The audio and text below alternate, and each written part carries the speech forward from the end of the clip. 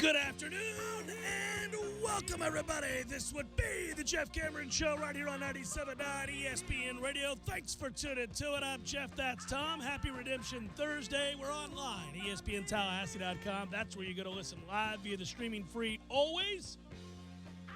If you miss portions of the program, we'll post them. All 3 hours of the program goes up on iTunes upon its conclusion. And you find it there, rate, review, share, all that good stuff. You can email us if you like. It's also on our own website and the WTSM app. If you'd like to email us, you can, jcs@979espnradio.com. And would note that we are on YouTube and Periscope today. Hello, YouTubers, Periscopers. Here's a big hug. Although you don't want to hug me right now. You may want to, but you ought not.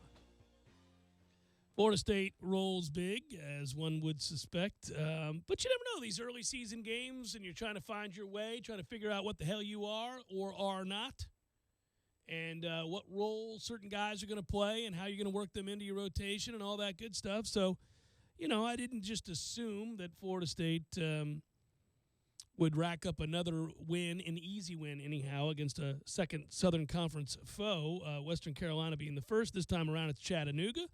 But Florida State got it done rather easily and really exerted its physical dominance. And I like that it played some guys that we hadn't really seen all that much. And this turns out to be a rout, 89-53, 3-1 now on the season. You look mainly at the second half. Now, we did go on a run in the first half, a 13-1 run, which turned into a 26-13 lead. Really, from that point on, you kind of got the sense that it would be a rout. But it was especially odd at the beginning of the game not to see M.J. Walker, not to see Raekwon Gray, both nursing injuries, and replaced in the starting lineup with Wyatt Wilkes. Okay. And Anthony Polite. That's what we're doing out here tonight? All right, got it. Sorry, Wyatt. Don't mean to besmirch your good name. But game started slow. Things got moving. And, I thought Malik Osborne played well. I know you're excited about his play. I think in time we saw the two bigs play really, really well. This is crazy. Florida State does this to a lot of teams over the years because they develop a bench and they've got skill off that bench. So Florida State's starting five, certainly more talented than Chattanooga's, but a lot of nights Florida State's starting five is maybe slightly ahead of somebody else's starting five. But where they get the advantage is that their next five, next six, sometimes seven guys are better than your next 6, 7, 8, 9 guys. And so, you see this bench outscoring opposing teams a lot of times in an alarming fashion. But 5 FSU players finished in double figures, and they had a 51-7 advantage in bench points last night. And that is really, really cool to see because you end up getting, Balsa playing well and Dom plays well. So you got the 2 7-footers out there. They end up scoring 20 points between them. And you get the you get the rebound numbers that you want there. You get a block shot. You get a lot of shots altered. So I kind of combine those guys a lot of times. Just kind of whenever we do these average skilled big combo thing that we do, I just look at them when I look at the statistics as one really good center and try to figure out. Because if you do it that way, you just have this one center that's got 10 fouls. Right. So he's got 10 fouls to give. And what kind of numbers does he put up as this behemoth? The old Boris Kumaje combination back in the day. Yeah, it's kind of fun to do that way and look at it that way. And I think that's kind of the way they use these guys. But look, Patrick Williams off the bench with 16 points, 6 of 10, 2 of 3 from beyond the arc. We've already talked about Patrick Williams, how excited I am about him. You mentioned Malik Osborne. We were talking about him before the show began. Look, the team looked good last night, and they'll be back in action Saturday afternoon at 2 o'clock at the TLC CCC. St. Francis out of the Northeastern Conference, Pennsylvania. We'll see what happens here. Obviously, Florida State should win that game as well and move to 4-1. But it's an ongoing experiment, so it's fun to watch. It's good to see that, obviously, we're not vulnerable in every single game this year. Yeah. It did feel that way. Haven't talked since last week. Save How you for doing, our man? domination of Florida.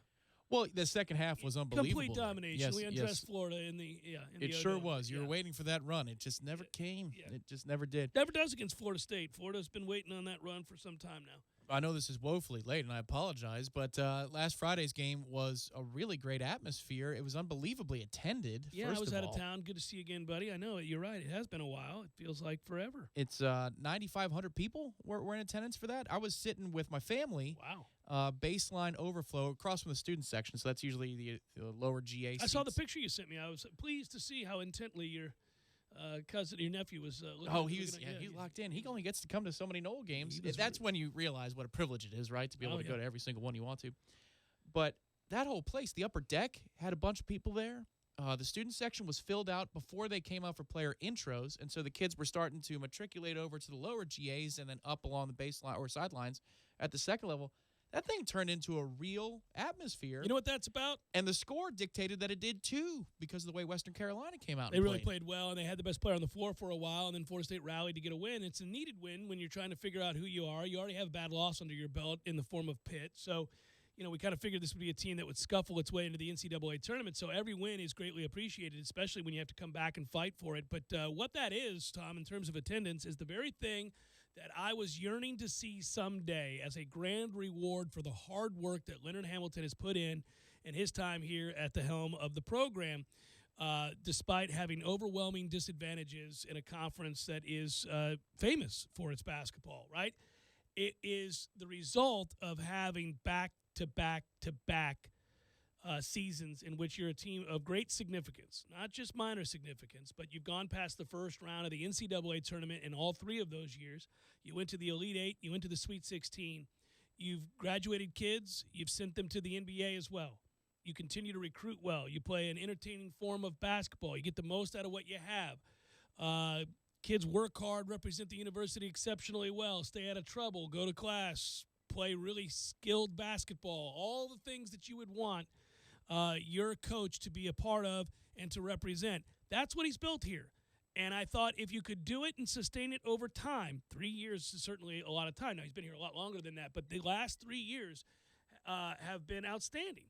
And, I mean, nothing short of outstanding. We've set records, home records, season records for wins, all that stuff. 51-3 in our last 54. It's unbelievable, right? So when you do that, you want somebody to be rewarded because he's done it not only at a place where it's tough to do it, he's done it with class and dignity. And so I feel very strongly about what he's been able to accomplish here, and I just want to see this continually rewarded. And I love it when you tell me, because I couldn't be there. I was down in St. Pete, and that was a fun time, and it's good to see the fellas again. But when I saw the pictures of how well attended that was, I went, there you go. Because that's a nothing game people would not have gone to years ago, and this is your grand reward. Well, yeah, and you got some things going for it. Friday night before a home game, so you got extra people in town, like my family that was there. Yeah. But still, I mean, that situation has existed how many times in the past, and you didn't get the turnout like we had for that game last week. And, I mean, obviously the way the game played out, you had people staying there. And the great thing that happened was second half of that game, obviously really tense moments, but MJ Walker hits a bunch of big shots back to back. Yes, he did. I know he wasn't able to play last night to keep that momentum going, but I think he would have been fine against this opponent. But Patrick Williams emerged. And he really was the stud in the second half down the stretch. MJ Walker set the table. Patrick Williams was able to eat the meal, made the free throws, a putback attempt, and a key possession with under 2 minutes to go. Yep. Hits a couple of key shots in the final 5 minutes of the game. And then it was good to see last night he fortifies that. For Patrick Williams, it's much more important to continue to eat against outmanned opponents like a Chattanooga and the two we have before Tennessee, because he hasn't played at this level before. It's great to see the light bulb click on, because the first two games, he very much looked like a true freshman. Yeah, but how quickly the transformation. He's now 11 for 11 from the free throw line in 4 games. Hasn't missed one yet. Knock on wood, I just jinxed you. Hey, secret's out. He's not going to go. He can miss one against Chicago State. It's not that big of a deal. He's going to miss a free throw at some point. But he hasn't yet, which is nice to see, because he's hit him in some pretty intense moments. That's a big deal. And he's great again last night. 2 of 3 from beyond the arc. Good to see that that's in his game. 6 of 10 from the floor, 16 points. I'm excited about him. I'm excited about Malik Osborne. Obviously, Devin Vassell is a consistent scorer for us, probably going to be the guy you go to down the stretch of these games because he's an assassin. He's not afraid. You saw that at the end of last year. Just so many things that that you like. Now, is this an indicator that they're going to go on to have a 26-win season and dominate? No. I think they're going to they're going to scuffle. They're going to have some growing pains for some of these younger guys that you're counting on in the rotation once we get into ACC play, because it's a different animal altogether. And we've watched kids really light it up in the non-conference, and then all of a sudden their eyes get as big as saucers when we get down to the end of a game against the likes of a Louisville, Carolina, Duke, obviously. It's a different animal. So we'll see. But I do like that they're taking care of business here and getting a lot of these guys on the floor that haven't been, and now you build up that depth and that bench, and we'll see what they become. But they're it's good to have basketball back. It's good to see them. Well, and this is a chance for the coaches to continue to coach hard. I mean, you think about it. You go through camp, and Leonard said after, I think it was the Florida win. It might have been the Pitt loss. But he said, we've only been working on our zone principles for a week. Mm-hmm. We were working on what we basically do, most of the time. But then the wrinkles, we haven't been able to install those yet for us to be able to implement them in a game. And here you go with 2 true road games to start the season, one in conference, one against a number 6 ranked team in the country at the time. It doesn't look like that anymore. We for Florida, their ass. Absolutely. They still haven't recovered from that one, might argue. But here's your chance here with this week and a half before you play Tennessee. They're in the midst of that right now. This is a critical time for us to get healthy, for us to figure out the rotation, to work through some things and grow before the test against Tennessee. Because for me, I don't know that there's much I can learn about what we look like in the half court defensively between Western Carolina and Tennessee. Right. We failed enough against Western Carolina to give up open threes, and obviously Malik Osborne's playing out of position in the post. He was abused by Western Carolina in the screen and roll game. So whatever you need to do behind the scenes to get right, that game against Tennessee in Niceville is going to be really big, and then the follow-up after it's going to be really big, and we'll see how much we've grown in 2 weeks. So we'll continue to watch our beloved Choo-Choo, and hopefully they'll continue to, solidify that rotation, and guys will get more and more comfortable in their roles as Leonard Hamilton figures out what exactly that is. Side note here, and I'm glad it's something that Ragnar does, is he notes personal accomplishments in the record book. Trent Forrest continues to add his name to said record book. That steal against Chattanooga, his first one of the game there, was his 170th. That is 9th all-time at Florida State, so he's in the top 10. He is, probably not going to catch Charlie Ward or even Delvon Arrington, but he could, by season's end, finish in the top 5, top 3 even. He only needs 39 more steals to catch the great Bob Sura. And he's also passed Devin Booker in assists for 13th all-time. If he gets 12 more, which will happen here real soon, he'll be in the top 10 all-time. Poor Devin Booker, man. He was here for some of the rough days, and I remember him trying to will us to victory. I think it was like a late Wednesday night game against Georgia Tech. We didn't show up. We didn't care. And that dude nearly willed us with his own. I mean. It almost choked you up. I wish he was here for these past few years. He deserved it. You and me both, by the way. I got a Georgia Tech note for you later that is kind of fun. We'll laugh about. Texas A&M plus 13.5 against Georgia. That's right. Here we go. Redemption Thursday wagers to roll out now. Give me the Fighting Jimbo Fishers to cover the 13.5 against Georgia. Relatively low-scoring affair here. That stuff's garbage. Come on, Coach. I'm trying to give you a little love. You're 0-3 against ranked teams this year. That stuff's garbage. You need me to say that again? You're 0-3 against ranked teams this year. That stuff's garbage. Jimbo always cuts people off. Yeah, well, I'm cutting you off, Jimbo. You haven't won a game against a ranked team this year. Oregon minus 14.5 against Arizona State. I think Oregon's different this year. I'll explain why later. Utah minus 22.5 against Arizona. Too physical. Utah wins there. We're setting up for a collision course. Should be great for the Pac-12 championship. I rarely use should be great with anything to do with the Pac-12, but I can't wait for that game when it does happen. Isn't that typically on a Friday, too? I'll look that up, but I believe that game is not drinks on the deck for you and me when they play, buddy. That's going to be fun. Okay. That's going to be fun. You sold the hell out of that. That's going to be good. We're going. Jeez. Southern Cal minus 13. I can't wait for that game. I like those two teams. USC minus 13.5 in the rivalry game against UCLA. UCF minus 6 against Tulane. I had to pick 10, and they looked good for a moment, and then I went, I don't know. Houston plus 3. So don't bet that game, guys. Houston plus 3 versus Tulsa. Mm-hmm. Same thing? Yeah. Oh, I like that one. Oh, you do? Yeah, I do. I like The that old one. Houston-Tulsa matchup. Caught my attention, Tom. Ohio State to roll big as they have all year long. Some stats later this hour on just how dominant Ohio State has been. Holy moly. We're talking about record dominance here. This is surpassing the 2013 Knowles dominance. Friday, December 6th, Levi Stadium, Santa Clara, California. You and me on the deck at Corner Pocket with some tall, cold ones. Maybe even a cigar from Jerry's. Oh, really? In the opening segment, sir. I threw it down for 2810 Share Road, 2910 Cary Forest Parkway, online, jerrycigarshop.com. I'm getting to the picks. Ohio State big over Penn State. NFL, give me the Dolphins plus 10.5 against Cleveland. Come on. Let's go, Fins. They've played hard for him. That guy deserves credit. Torres deserves credit. He stripped the car down to nothing. And said, let's go to war. Now let's put some stuff on the frame again. I just hate what the franchise is doing, man. Tanking doesn't work in the NFL. Don't do that. And then Tua got hurt, and I went, there you go. Look, now what? Now what are you going to do? Baltimore -3 against the Rams, and then the Steelers -6.5 against the Bengals. As always, just as an announcement, try to stay away from the NFL, kids. It's not where you make your money. It's just a league that's ridiculous, and every week you go, what? That happened? How did they win that game? Oh, man, for 3 quarters, that Dallas-Detroit game was riveting. All the lead changes. And you're like, what are they doing? Why is Detroit making stops? I had Dallas -5. I kept saying, why is Detroit? Yes, I was getting upset. It's Jeff Cameron Show, 97.9 ESPN Radio. All the money.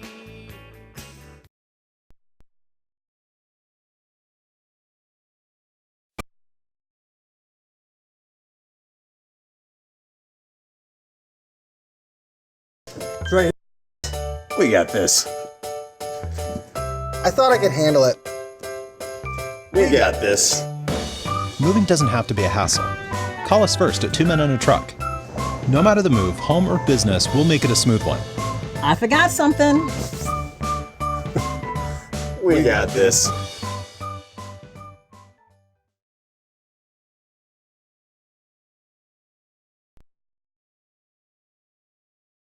You can get, and it's there. It's amongst the members and coaches at Orange Theory Fitness. To learn more, go to orangetheoryfitness.com. Thursdays are Friday Eve, and that's a reason to celebrate. No matter what you're looking for, they've got you covered every Thursday down in College Town. Centrale offers 50% off select pizzas all day, every Thursday. Or you can stop by Township for Taco Thursday. $2 house tacos, $2. Madison Social offers the Social Agreement. You and a buddy can split 1 Aurora wings, 2 Madso burgers, 2 bourbons, 2 proof Madison Socials, all for just $40. See what they did there? And don't worry about parking. Plenty of spaces available in the parking deck or surrounding lots. Check out all the Thursday College Town deals right now on thursdaysincollegetown.com.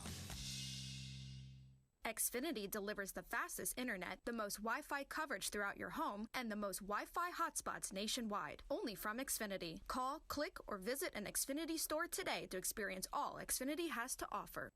As sports fans, we all know this is the best time of the year. And the best places to catch all the action are at the Corner Pocket Bar and Grill and 7th Hill Tap Room. If you're a fan of an action-packed environment, the Corner Pocket is the place to be. Happy hour specials every day, including all day on Sundays, with sports in HD everywhere you look. For location hours and menu, head to cptallybar.com. Whether you're feeling the upstairs at the Corner Pocket or lounging down at the 7th Hill Tap Room, your game day is always covered. 2475 Appalachia Parkway, right next to Earth Fair. Sports fans, while you're rooting for your team this fall, show off your loyalty with Budget Printing. Budget Printing offers a variety of printing services and promotional items for you to show off your team pride, including koozies, t-shirts, banners, even hats and blankets. So while you're cheering for your team in the stands or in the comfort of your home, choose Budget Printing. Budget Printing, stop by our location on 1366 Bluntstown Street in Tallahassee or give us a call at 850-576-3332. This hour of the Jeff Cameron Show is brought to you by Jerry's Cigar Shop, 2810 Shara Road and 2910 Cary Forest Parkway. Online at jerrycigarshop.com. Hey, Seminole fans, fall is here, and Garnet and Gold has a great selection of brand new FSU fall apparel in stock right now. Long sleeve t-shirts, jackets, fleece, and sweats from brand names like Nike, Champion, and many others. Get your fall on at Garnet & Gold, owned and operated by Seminoles for nearly 40 years at all 3 Garnet & Gold locations, West Pensacola Street, in Killarn near Fresh Market, and on Governor Square Boulevard. Or shop online 24/7 at garnetandgold.com. Shop local and go Noles. As the leaves are falling, so are the DeWalt prices at Cornerstone Tool and Fastener. The Build Your Own DeWalt Kit promotion is back. Buy 2 select bare tools and get a DeWalt starter kit at no charge. That's 2 5-amp-hour batteries and charger. And there's more. Purchase a DeWalt drill and impact kit and get an additional 5-amp-hour battery and a free bare tool. Choose from impacts, drills, grinders, and more. That's 3 tools and 3 5-amp-hour batteries exclusively at Cornerstone. 1110 Stuckey Ave and 3269 Crawfordville Highway. Tallahassee location open on Saturdays from 8 a.m. until noon.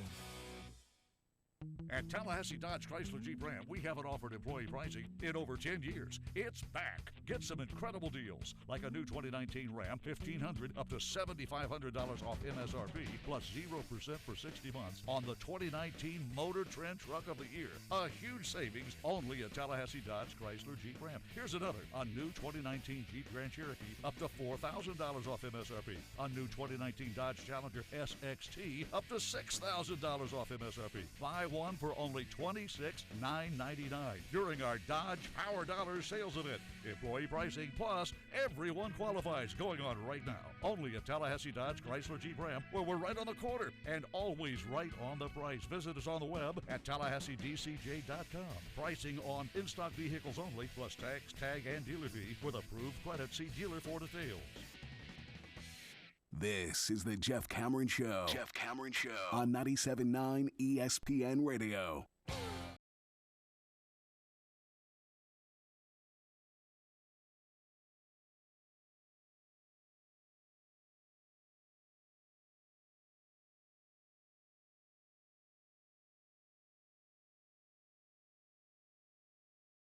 Tomorrow, I certainly am open and honest about criticizing him when he's having a rough go, but I got to give him love when he's winning. 9-2 runs since last Friday. He won both the big plays, the 50 unit on Illinois 2 Saturdays ago to win outright, which they did in a comeback, a stunning comeback against Michigan State, but also last week, 40 unit play with Georgia.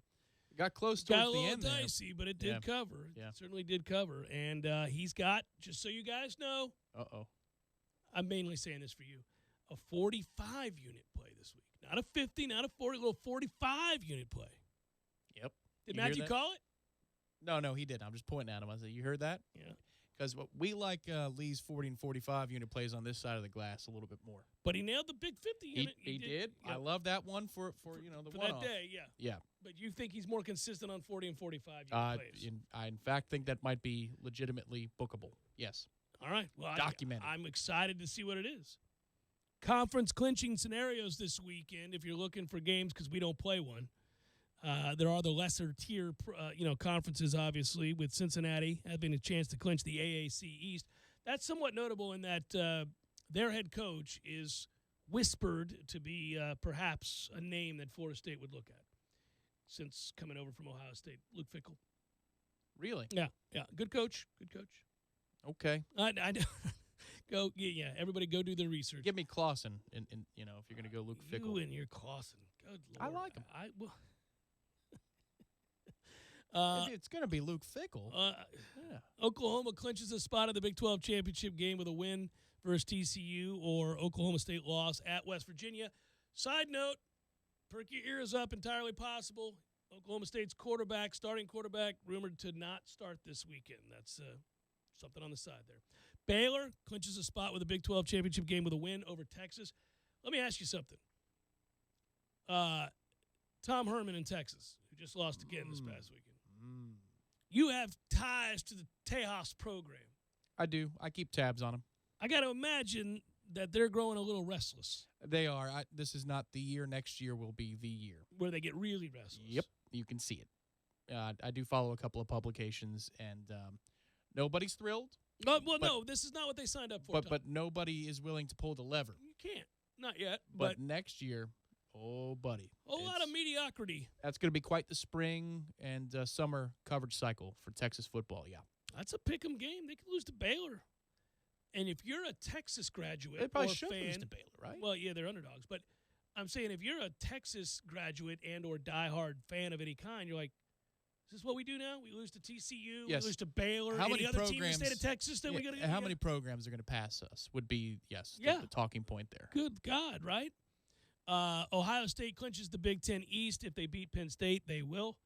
Minnesota clinches the Big Ten West with a win at Northwestern. That will happen. Oh, God, yeah.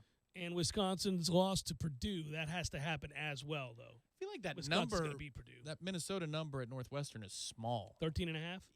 That is, I mean, come on. I like that I know it right off the top of my head. Yeah, a little bit. I just hate those two teams. I think Minnesota is vastly overrated, and I think Northwestern is an embarrassment to football. Their offense is a train wreck, so I know where you're going. Take a longer look if you like. It's not propping up Minnesota. It's just, it's 13.5 should be doable. Marshall could clinch Conference USA East with a win at Charlotte and a Florida Atlantic loss to UTSA. You don't care about that. Boise State, everybody's darling, could clinch the Mountain West with a win at Utah State. Both teams figure to play a backup quarterback. And then finally, Utah clinching the Pac-12 South with a win at Arizona. By the way, USC probably going to hammer UCLA this weekend. And the reason I think that's funny is that when it happens, USC is going to win, 8-9 games? They're stuck. They're stuck again, probably. I mean, you could fire him. I mean, he's all but fired. If your right? replacement is Urban Meyer or James Franklin. You could fire him after 11 wins if you want. Yes, you could. Although that's just down and dirty. My man turns around. With all the injuries they've had? Well, what's USC doing? If I was a Trojan, I'd say, what am I doing around here? I mean, am I trying to win 10 games? Right. How long has it been since we've been relevant? That's fair. I mean, I'm not in love with the guy. It's been a long damn time. I'm just saying. Pushing 15 years. My man's going to be like, I got fired after a 9-win season. Sweet Jesus, with the injuries that they've had. LSU will clinch the SEC West with a win at Arkansas. That one you can put in the books. I'm giving Arkansas a 0% chance of winning. App State could clinch the Sun Belt with a win at Texas State. Also, Louisiana, just so you know, because you guys care about the Sun Belt, clinches the Sun Belt West with a win over Troy or losses by Arkansas State and Louisiana Monroe. That sounds like the NFL playoff scenarios thing. Yeah, get into the – you know I love doing that. I can't wait. It's coming soon. Listen, I think it was Sunday. I was out watching a little bit of NFL before the plague came, and talking about just what do we enjoy the most in sports. It was me and Corey Clark. And for me, I always love bowl season and the NFL playoffs, and I just realized why. Because, like, the Florida State hyper coverage season is over. You can exhale and enjoy football. Yeah, you can just watch football for the sake of watching football. I have almost all year, Tom. I really have. Yeah. I kind of figured the last few years notwithstanding. But even still, I mean, what are we talking about? Not pleasant things on a daily basis. So, honestly, on headlines this week, I don't know how much you got to hear because you've been sick, but Corey and I and Ira, we were all talking about this. I brought up the point, and a lot of our fans have on and off over the course of the last several years, but it really hit me hard this year because I really had higher expectations than this. The thought was basically in the last 20 years, we've been mediocre at best. For a program of this status, we're like you had your moment in the sun. In a 4-year window. Yeah. Out of the 20 years that I'm referencing, if you want to go back to, so let's just go back to 2002, 2003, whatever. You want to do the last 15, 16 years? Yeah, 15, 16 years, yeah. Man, no. And then you get pissed. Then you start going, okay, now, let's get it together. And you really kind of laser focus, and then you get scared because you realize the answer, the clear-cut answer is not staring you back in the face. Well, and it's been easier for us to be in that position for 15 years because Miami has been worse than us every step of the way. Yeah. Except for, now. And Florida had its run, but then they went on a crazy roller coaster, 2 separate 4-win seasons. But even when they were up, we could still look down at Miami and be like, oh yeah, look at you. What the hell's wrong with you? Yeah. And so, it's much easier at that point. Now you're looking up at everybody. Some are closer than others. Obviously, Miami's within arm's reach. Florida, are they outside arm's reach? Yeah, right now they are. And Clemson's, they're in the penthouse, and we're in, the basement. And they emerged. Like, they weren't a thing 15 years ago. They weren't a thing 10 years ago. Now they're this crazy thing. Yeah, it's brutal. It's brutal. It's like when you really consider what we've been in the last 20 years. Now, listen, I'm not one of these guys that thinks you should contend if you're Florida State for a national championship year in and year out, but I do think that Florida State has every right, Florida State fans have every right to believe their team is going to compete in the ACC for the ACC championship annually. You should be ranked pretty much every week of every year. Yeah. At minimum. I mean, annually, you ought to be right there in competition now these days alongside Clemson as the odds-on favorite to win the ACC. I understand there are weird years every now and then sprinkled in where you're just, besieged by injury and you have all these, besieged by injury, I should say. And you have these problems that you could never predict. Starting quarterback goes down, his backup goes down. Teams have that kind of injury luck sometimes. And you go, okay, bad year. But short of that, you ought to be competing every season for the ACC title or something close to it. Well, okay, so how about this? Look at it this way in FBS. There's, 125, 130 teams, right? So roughly, I forget what it is, 127, right, whatever. Yeah. You can't be in the top 20% every year? Like, I mean, come on, man. You can't be ranked in the top 25? You can't be from the 81% mark to 100 percentile of college football here? Yeah, it's unbelievable. Come on, man. Like, a bad year should be you fall out of the rankings, for a week, and then you come back in, you finish around 17, 16 in the country. Maybe 21. It's a really, really bad year for the program. Well, it's like, I got mad at next Jimbo. time we're ranked, it's going to be like breaking freaking news here. Well, it's like I got so mad at Jimbo during the 10-3 season, his last quote-unquote good year. It was a disappointing year. That was not a good year. Oh, well, you got a historic defeat up in Louisville. I mean, it was embarrassing. Promise notes. Yeah, it was crazy, right? But here we are. It's like 20 seconds left against North Carolina. Okay, so we're going to finish 6-6 this year, 5-7 last year, 7-6 under Fisher the previous year. He had back-to-back 10-3 seasons. Of course, we lost that Peach Bowl to sorry-ass Houston. So, yeah, I didn't mind. That was a good season given all we lost, I know. I thought. Okay, fine. But the window I'm talking about where it is clear that we were a preeminent program and at a place that we all would like to at least visit from time to time is the 29 straight wins, but moreover, the 12-2, 14-0, 13-1. That little 3-year 2012, 2013, 2014 stretch where you could legitimately say one of the better programs in college football, and in the midst of that, the best program in college football. But, okay, obviously the end of the lost decade, 7-6, 9-4. You lost your Music City Bowl in 2007 against Kentucky. Half the roster. Yeah, half the roster's there. The Emerald Bowl, and you go back through, and then you have Emerald Nuts Bowl, Lorenzo Booker. Yeah, best game he ever had. Yep. Jeff Bowden's last game, smiling as he called it downtown. You got 8-5. You lost the Orange Bowl to Penn State. Ridiculous game. Gary Sismacia. God, dog it. Almost got in a fight that day. 9-3 in 04, 10-3 in 03, but we knew I was already saying, hey, Emperor's not wearing clothes. 9-5 prior to that, 8-4 prior to that. I mean, damn it, we're back to 2000. I've taken us to 2000. 4, 5, 3, 3, 5, 4, 5, 6, 4, 4. Losses galore. This is more sobering than a rehabilitation clinic, yes.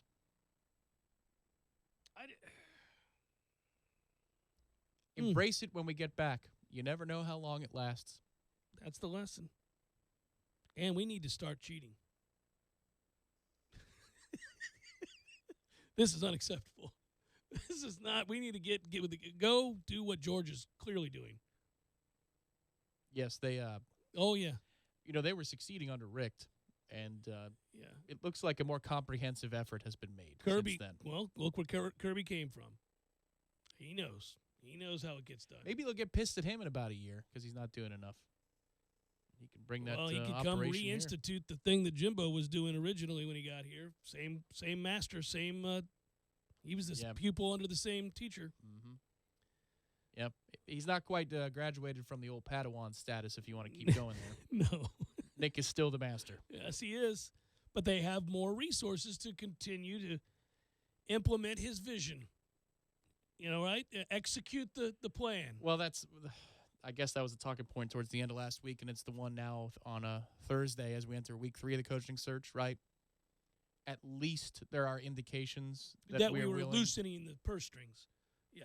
We're trying to make that initial investment to get going. Taking the staple out of the wallet. Jeff Cameron Show, 97.9 ESPN Radio.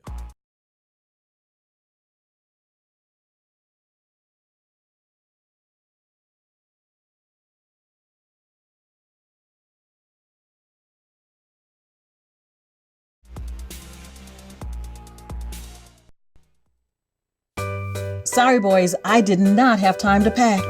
We got this. It's right here, guys. We got this. I thought I could handle it. We got this. Moving doesn't have to be a hassle. Call us first at 2 Men and a Truck. No matter the move, home or business, we'll make it a smooth one. I forgot something. We got this.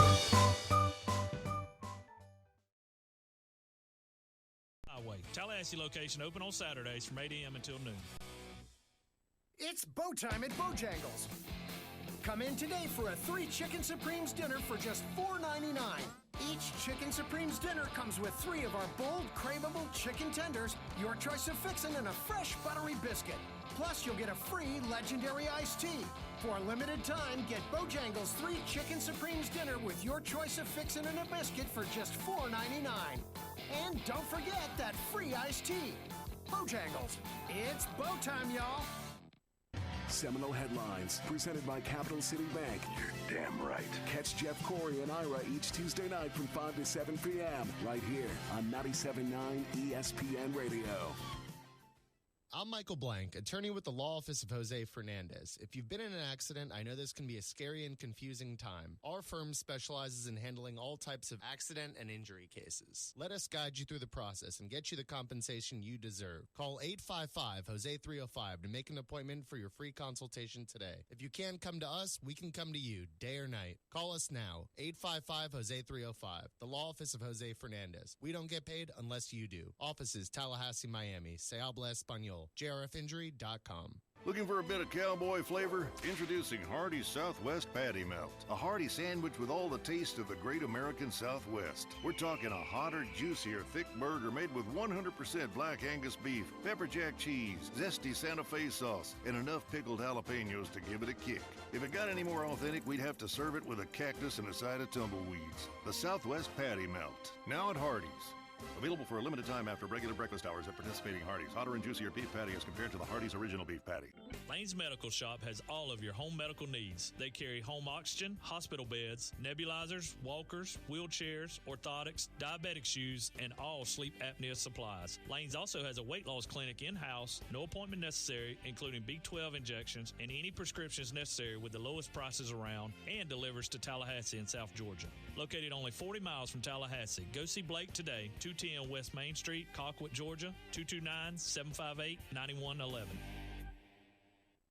Win an ultimate fan cave experience. Text Fan Cave to 66555 and enter to win a $1,500 prize giveaway from Bud Light and Anheuser-Busch beverage distributor Tri-Eagle Sales. Win a 50-inch flat screen TV, refrigerator for your ice-cold Bud Light, and more. Text Fan Cave to 66555 or visit trieaglesales.com. Bud Light, famous among friends. Must be 21 or older. Please drink responsibly. A message from local beverage distributor Tri-Eagle Sales.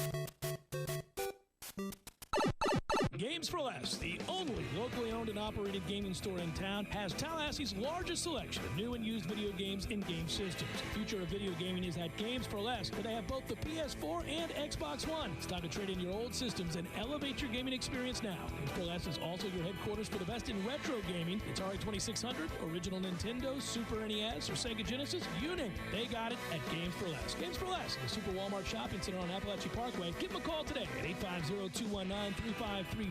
That's Games for Less. This hour of the Jeff Cameron Show is brought to you by Jerry's Cigar Shop, 2810 Shera Road and 2910 Cary Forest Parkway. Online at jerrycigarshop.com.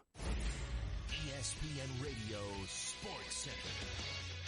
I'm Kevin Winter. We are 1 week removed from the brawl between the Pittsburgh Steelers and the Cleveland Browns last week. We're at the end of the game with the game at hand. Myles Garrett of the Cleveland Browns ripped off the helmet of Steelers quarterback Mason Rudolph and then swung the helmet and hit Rudolph in the head. Now, after Garrett had his appeal with the league office yesterday, News comes out that in that appellate meeting, Garrett has accused Rudolph of using a racial slur directed towards him. It's breaking news into the SportsCenter newsroom. According to Adam Schefter and Josina Anderson, they have learned that part of Garrett's defense for what he did and in his appeal of his indefinite suspension was that Rudolph called him a racial slur before the brawl escalated. The Steelers spokesperson had issued a statement saying Rudolph vehemently denied the claim, and then Rudolph's attorney also issued a statement. Adam Schefter was on NFL Live reading part of that statement from Rudolph's attorney. This is a lie. This false allegation was never asserted by Garrett in the aftermath of the game, never suggested prior to the hearing, and conspicuously absent in the apology published by the Browns and adopted by Garrett. The malicious use of this wild and unfounded allegation is an assault on Mason's integrity, which is far worse than the physical assault witnessed on Thursday. This is reckless and shameful. We will have no further comment. Keep it tuned to ESPN Radio for the latest news on this development. There is football tonight. First place on the line of the AFC South. The Colts visit the Texans. Houston, a 3.5-point home favorites.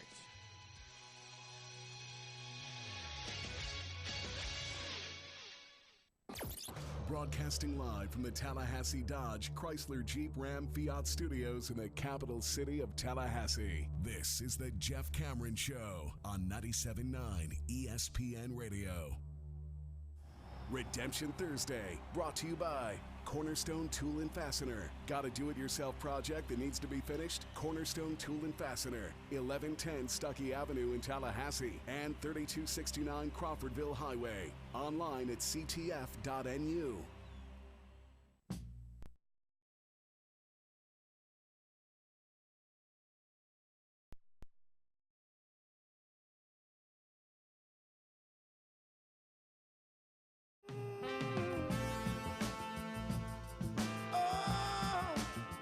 I miss my man. Sucks. They released some tracks of his posthumously. Well, they're all good every time you hear it. And you realize we lost a good one. Damn it, man. Ohio State. I was looking at some of these numbers. Outscoring opponents this year by 41.7 points per game. Okay. That is on pace to be the best scoring margin in a season since 1944, when, fittingly, in the 40s, Army was a badass. Set the FBS record by outscoring opponents 52.1 points per game. Army was a juggernaut back in the day. Good Lord. Ohio State is outgaining its opponents by 325.3 yards per game. Per game this season. That's the best single season mark. It would be if they conclude at that number or thereabouts since 1996. The Buckeyes are tops in the country in both the Football Power Index and ESPN's game control metric, which sucks. But if ever you were going to use a game control metric, Ohio State, fittingly, is indeed in complete control of these football games. My God. Orlando Pace has his hands on you. Yeah, this is problematic. That's the kind of control we're in. It's unbelievable. Points per game, 51.5, first in FBS. Opponents' points per game, 9.8, first in FBS. Opponents' yards per game, 216. That's first in FBS. Yards per game difference, as I noted, plus 325.3, first in FBS. Justin Fields, 305 yards passing this past Saturday against Rutgers. That was his best for the season, but he also runs it unbelievably well, and at this point is the only other viable candidate, I suppose, for the Heisman that Burrow is going to win. You know what the odds were of Joe Burrow winning the Heisman before the season? 200-1? Yes. Mm-hmm. That spooked you, didn't it? It's no, I'm proud of you. It's good work out of you. If it'd be better work out of you if you had gone ahead and thrown some pizza money at it. Yeah. I mean, that's a pizza money bet. You're like, all right, yeah, throw some pizza money at it, and I'm going to walk out of here with a couple grand. With a pizza franchise. Yeah. I mean, so I read in places that document these sorts of things that there are a couple of books out there that are in desperate shape. The email came in. That's correct, and I just deleted it. But here's what I read, that the books across the country. Several of them gave away tickets. Imagine this, and there's even a guy who has parlayed this, and I don't know where he could have done this, but he's there's a chance he's going to be filthy rich. Joe Burrow at 200 to 1 for the Heisman. Lamar Jackson, league MVP. It's like 800 to 1. Somebody's got a ticket on that. My God. That guy right now is nervous. I would call. You're talking to him, buddy. Let me tell you what I would do. Let me tell you what I'd call now, and I'd call it a prop swap, and I'd cash it in. I'm not going to let this play out because, I mean, obviously, if you think about it, there are about 3 or 4 other candidates in the NFL that could win the MVP. Yeah, Russell Wilson's still there. I think probably, he's the primary guy. Yeah. So I'm not going to take that chance. So I'd probably cash it now. I'd say, what do you got? Yeah, but Burrow's going to win the Heisman, so that you got wrapped up. Yeah. Let me take a look at Seattle's remaining schedule and then Baltimore. It's hard. I think they have a couple of really big Monday Night Football games. They've got to play San Francisco obviously, one more time. That'll be up there, though. So they got the win. I thought they just beat them there. No, it was in Santa Clara. Oh, yeah. Yes. Oh, you mean it would be in Seattle. Right, which means it's more winnable. So I'm trying to find that out. But then Baltimore's schedule should be easier, one would think, right, with their own division foes? Yeah. Cincinnati's in that division for crying out loud. Go back to Lamar Jackson for a second. Earlier in the week I talked about this, and some last week you and I talked about it. And, yes, we talked about I alluded to being wrong at this point about Lamar Jackson. What we're seeing from him that has shocked me is accuracy from the pocket, which he didn't possess at Louisville. And we assume that aspects of his game that make him great would be somewhat mitigated by, being in the league of the best athletes possible. So all that running around would be curtailed. Really hasn't been. They've rightfully kind of born this new offense that's around him. And it's amazing to watch it go. It really is. And I think it's fun for the league. But here's what I will say. If you go back to the end of last year, the last time you saw Lamar Jackson on a field, he was getting schooled. He looked lost. His eyes were glazed over. The Chargers were absolutely laying bare the game plan that was going to be necessary for anybody to slow him down. And they were the first to see him twice. So when they saw him twice, we talked about the adjustments. I mean, Lamar couldn't complete a pass. Right. It wasn't until the fourth quarter where it became silly, and he just ran around and made some plays, which he can do, but you can't go through a season on that. So even that, they lost the game, you figured whatever. Well, that's why you would have never come into this season thinking that Lamar Jackson was even on the radar to win an MVP. The last time you saw him, they looked completely confused. This is not like there's revisionist history going on. There are a lot of people who at the end of last year were forced to kind of shut up a little bit, and it was those that were on the side of drafting Lamar Jackson in the first round. Because he had some big games. We got to the playoffs, first team to see him twice, completely shut him down, and all those people got quiet. You didn't hear a word. Think about coming into this season. Nobody picked Baltimore. Nobody said Lamar Jackson was going to be. Why? Because the last time they saw him, he wasn't any good.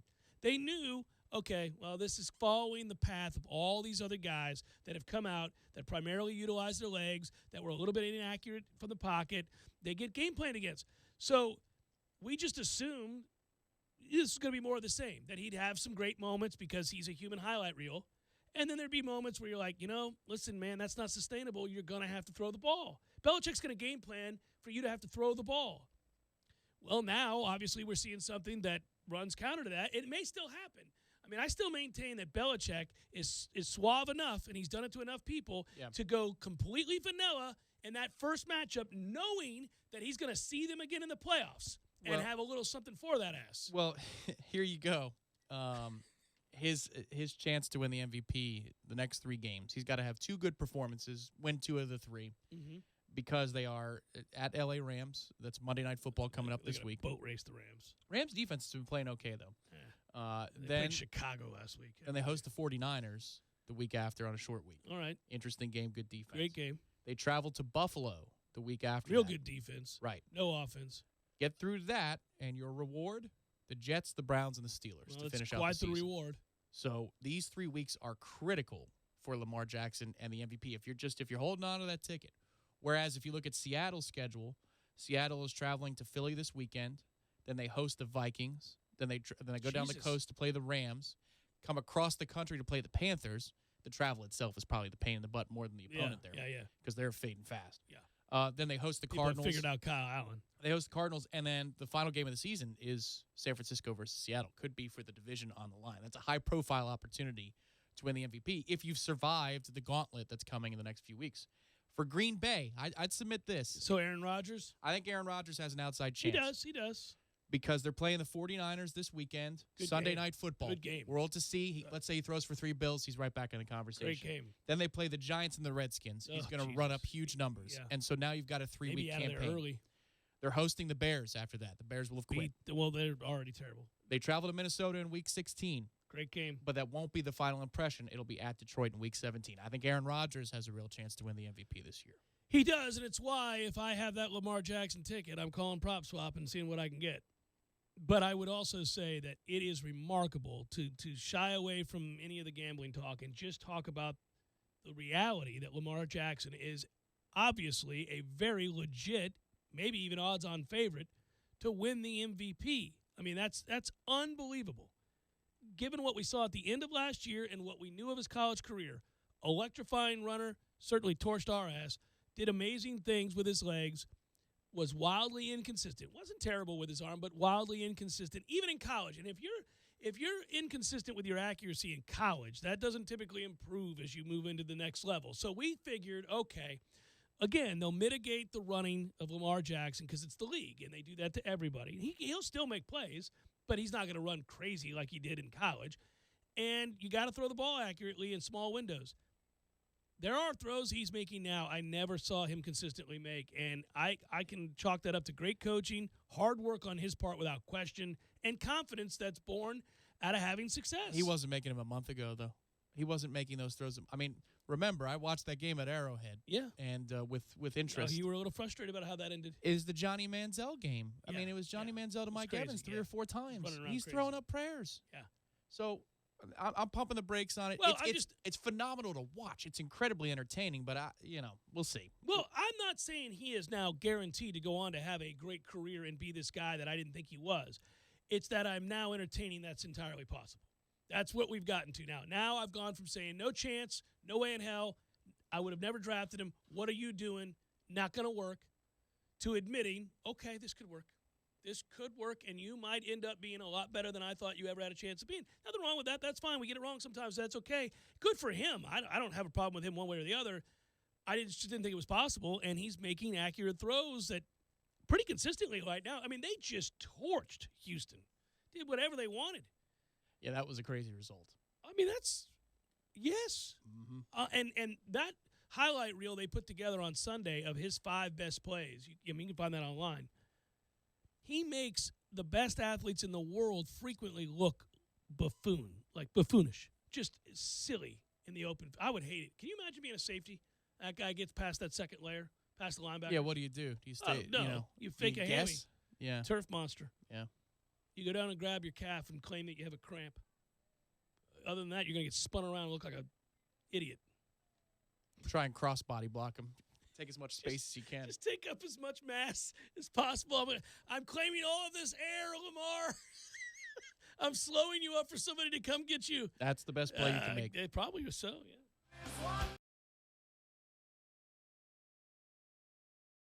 yeah. Sorry, boys, I did not have time to pack. We got this. It's right here, guys. We got this. I thought I could handle it. We got this. Moving doesn't have to be a hassle. Call us first at 2 Men and a Truck. No matter the move, home or business, we'll make it a smooth one. I forgot something. We got this.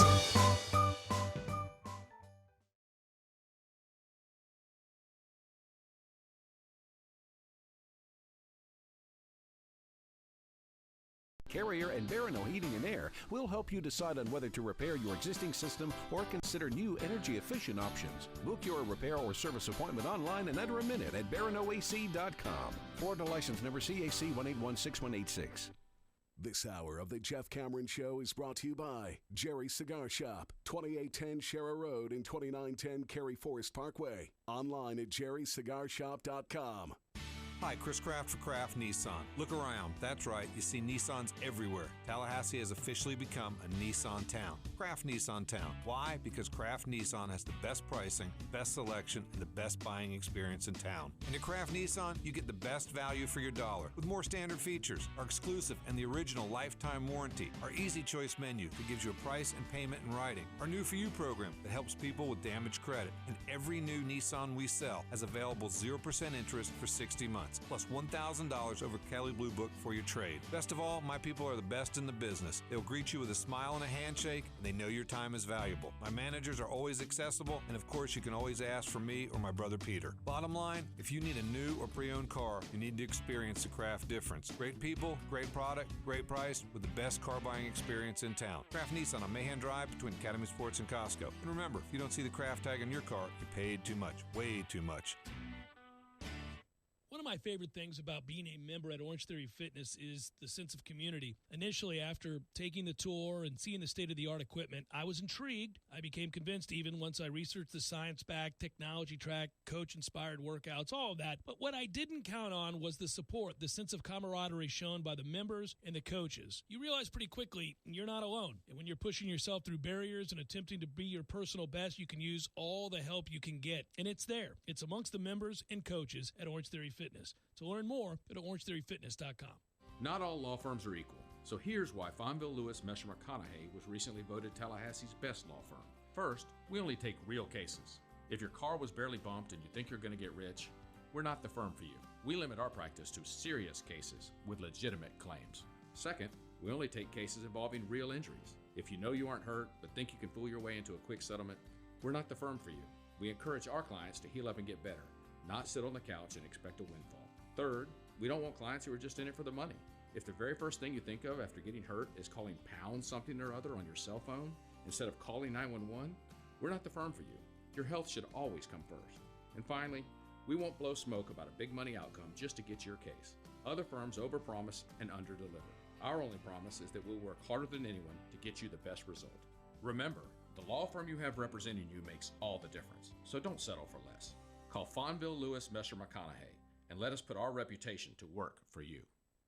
Prescription products require an online physician consultation and are only available if the physician determines a prescription is appropriate. Subscription required. See website for full details and important safety information. Hey guys, good news. The expensive little blue pill is now generic, which means the prescription medication to treat ED is super affordable at 4hims.com. And now get your first online doctor's visit free at 4hims.com. That's right. Zero copay, no awkward face-to-face conversations to get your prescription. That's really good news. To start your free online visit, go to this exclusive address, 4hims.com/joy. That's FORHIMS.com/. Driving every day from the Tallahassee Dodge Chrysler Jeep Ram Fiat Studios. This is 97.9 ESPN Radio, WTSM, Woodville, Thomasville, Tallahassee. ESPN Radio Sports Center. I'm Kevin Winter. We are 1 week removed from the brawl between the Pittsburgh Steelers and the Cleveland Browns last week. We're at the end of the game with the game at hand. Myles Garrett of the Cleveland Browns ripped off the helmet of Steelers quarterback Mason Rudolph and then swung the helmet and hit Rudolph in the head. Now, after Garrett had his appeal with the league office yesterday, news comes out that in that appellate meeting, Garrett has accused Rudolph of using a racial slur directed towards him. It's breaking news into the Sports Center newsroom. According to Adam Schefter and Josina Anderson, they have learned that part of Garrett's defense for what he did and in his appeal of his indefinite suspension was that Rudolph called him a racial slur before the brawl escalated. The Steelers spokesperson had issued a statement saying Rudolph vehemently denied the claim, and then Rudolph's attorney also issued a statement. Adam Schefter was on NFL Live reading part of that statement from Rudolph's attorney. This is a lie. This false allegation was never asserted by Garrett in the aftermath of the game, never suggested prior to the hearing, and conspicuously absent in the apology published by the Browns and adopted by Garrett.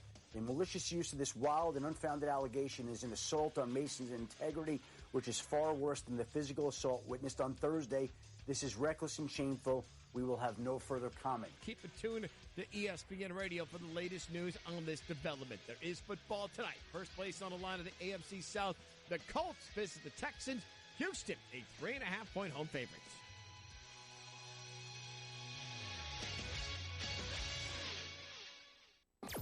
Broadcasting live from the Tallahassee Dodge Chrysler Jeep Ram Fiat Studios in the capital city of Tallahassee. This is the Jeff Cameron Show on 97.9 ESPN Radio. Redemption Thursday, brought to you by Cornerstone Tool and Fastener. Got a do-it-yourself project that needs to be finished? Cornerstone Tool and Fastener, 1110 Stuckey Avenue in Tallahassee and 3269 Crawfordville Highway. Online at ctf.nu.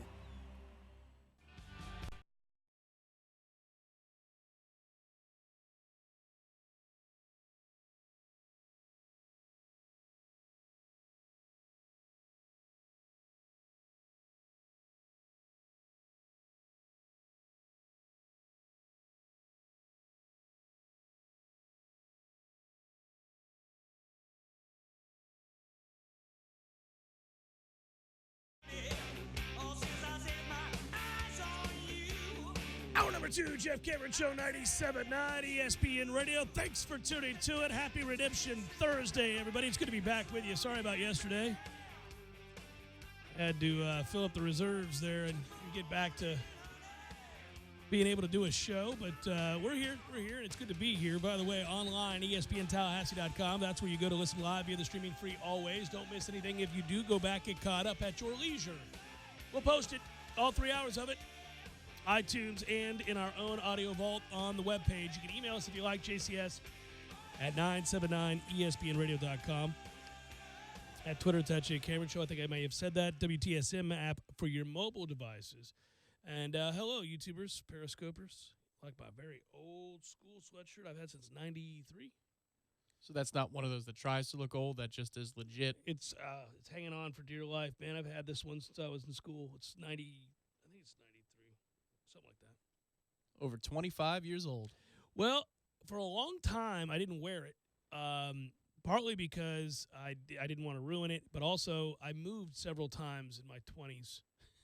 And I would stuff it away and forget I had it. As one does. Yeah. And then eventually, one day, I think when we moved to our house 14 years ago or something like that, I remember looking and I was like, oh, there it is.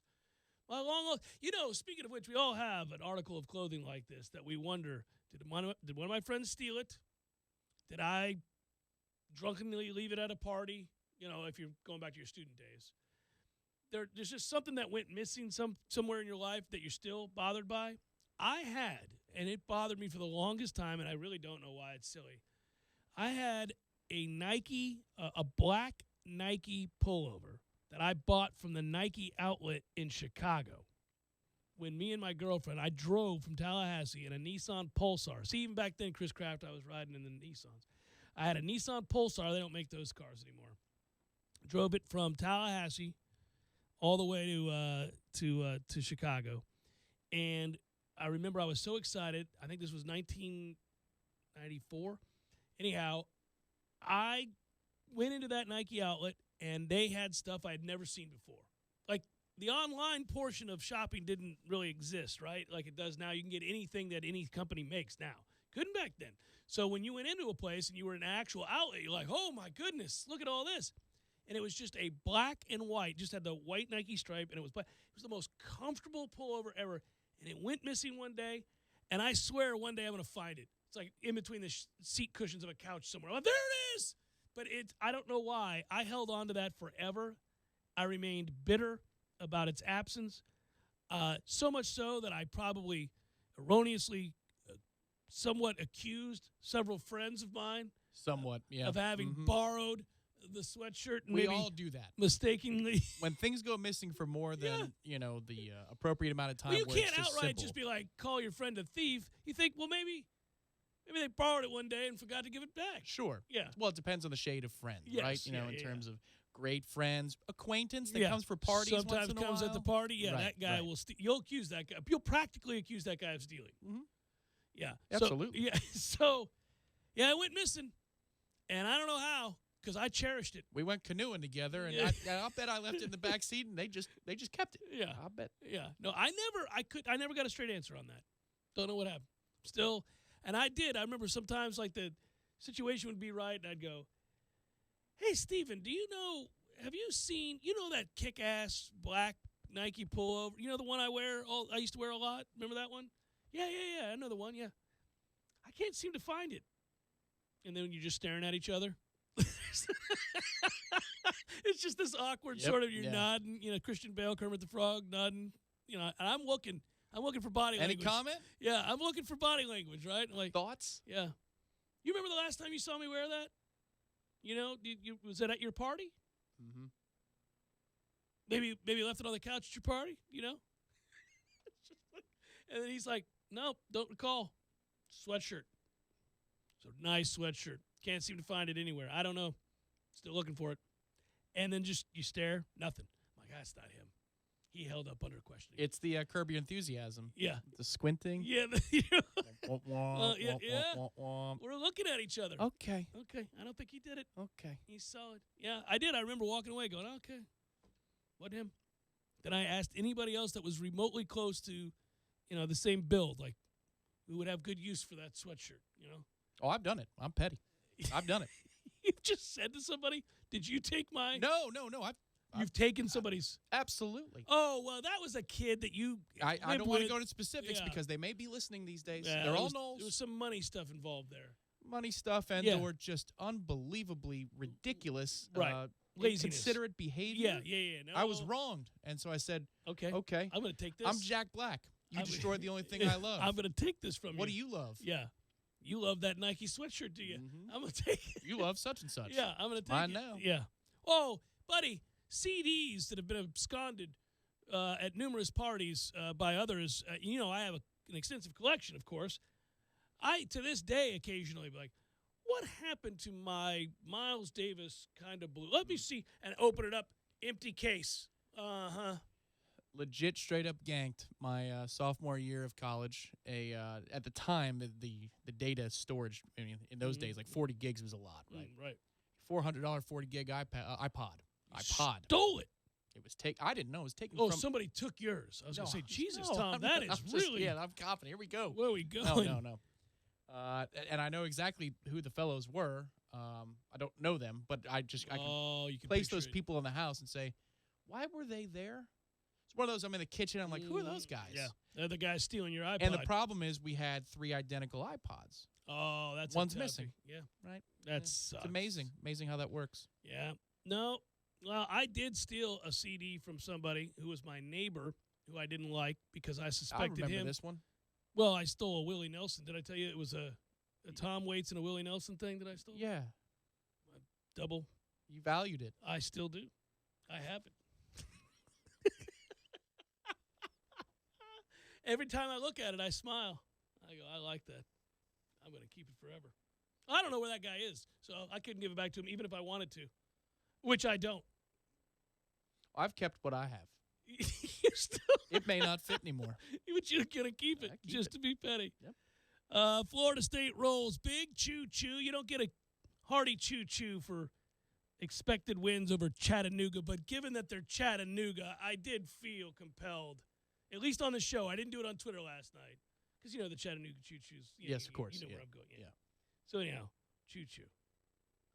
People How do you feel about the choo-choo right now? I feel good. Chattanooga, the choo-choo is fine. Did you buy non-refundable tickets on the tournament train, or are you just still looking at the prices? Well, I'm just not looking around the corner for the ding-ding. I don't see him. He's not looking at us. He's got bigger fish to fry. He's out there looking at – he might be looking at Florida right about now. You don't have a confirmation number just yet for the tickets? No. I'm about to pull the trigger. Okay. Maybe the Tennessee game might help in Niceville? Well, we'll see, right? I think we're going to be weird. I think we're going to feel really good about our team sometimes, and then we're not going to feel real good others. It's weird. By the way, so MJ Walker and Raekwon Gray sat out the game, quote, due to injuries. You buying that? Well, they specified the injuries, if I recall, right? One is a knee and one is an ankle. Mm-hmm. MJ had problems preseason. Yeah. So I might... Yeah, load might management. allow for that. A little load management already in the college game. Could be. It could be. Yeah, no, I buy it. Okay. Because Leonard won't make stuff up. Leonard will be like, I'm not telling you why they're not in. I've been on the other end of that too many times where they say, why didn't Ian Miller play? And he just stare at you. And you're like, okay. Okay. Okay. John Kreft going to be ready next game? We'll see. Yeah, and then you're like, okay. He's not gonna say, oh, like Jimbo. Yeah. Oh, he's got a knee problem. What? He's got a knee. He's got a knee. Yeah. He's got his eyes darting every which way. You're like, what the hell are you talking about? That freaking guy. We used our reserves quite well. We did so by imposing some physical superiority, and that was a little 13-1 run that we went on there, 26-13, 10:57 to go and a half. Peace. You're done, Chattanooga. Game was basically over right there. We played well. We played well last night. I was pleased. We went on a 25-4 run in the second half, which blew this thing wide open. Mox never got closer than 28. You do what you're supposed to do. Look, when you knock down shots, if you think about the second half stats at 51% from the field, 6 of 12 from beyond the arc in the second half, you out-rebound Chattanooga 24-16. They were 11 of 31 from the field. That's good defense. They were 2 of 13 from beyond the arc. That's good defense. You forced 12 turnovers. 7 of those are steals, so you get runs at the basket after that. You really everything that you want in a game in which you outmatch your opponent happened last night for Florida State. So I don't have to go too deep into the numbers here, but it was a good day. Devin Vassell led all scorers with 17 points. Malik Osborne, 10 points on 4 of 10, 1 of 3 from beyond the arc. He also had 3 boards, 2 assists, in just 20 minutes of work. Trent Forrest got a lot of people involved, grabbed 4 boards, had 7 assists. Still turning it over a little bit too much for my liking. I'm supremely excited about what Malik Osborne could be. And you and me both, buddy. This is, the extended period of being out, so late to the party here. But from last Friday's game against Western Carolina, there's one particular basket he scores. And I'm talking about projecting forward, not what he is right now. But it's a pull-up 16, 18 feet away. Yeah. And it was fluid, and it was with conviction, and it hit nothing but net. And if he's able to do that, along with the gifts he has to play around the rim, which I know that's not his primary role, but he is going to be a Swiss Army knife for this team. And if he can make those shots on the offensive side, what it does for our spacing, for our driving lanes, for everything we want to do, that is monumentally important. Well, and you're excited about him, and I'm excited about Patrick Williams. So we've got a lot to be excited about. He was the star of the show in the second half. Well, I mean, the pieces are there, right? You're seeing some of the pieces there. You got some green guys who are going to get exposed in conference play. We've got others that don't quite know their roles yet. A couple of others that got to get in shape. The bigs were active last night. I like to combine our bigs at all times into one giant person because we're splitting their minutes up. And when you do that, it's a good day at the office, man. They rebounded the basketball. They scored 20 points between them. Okay, this is what you get. Saw the FSU Hoops account hooked me up, right? Did I send that to you? I don't know. So last week they were doing like this thing. Oh, yeah, the steal. You got the balls of steel? I got steel. Number 5, steel, buddy. That is my jersey home screen now. I love it. You'll be the only guy in the arena with that one. It's perfect. Well, if he ends up in the next year or two being, an absolute monster in ACC play, and you need to get those shirts made. It doesn't have to say Florida State in the front. It just says number 5 and steel on the back, and it has a camera. Balls of steel. Balls of steel. I love it that they did it. Good work. It's Jeff Cameron Show, 97.9 ESPN Radio. Sorry, boys, I did not have time to pack.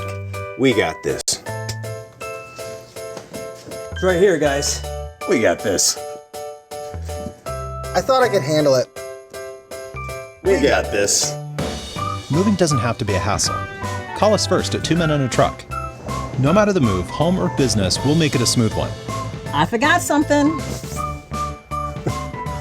We got this.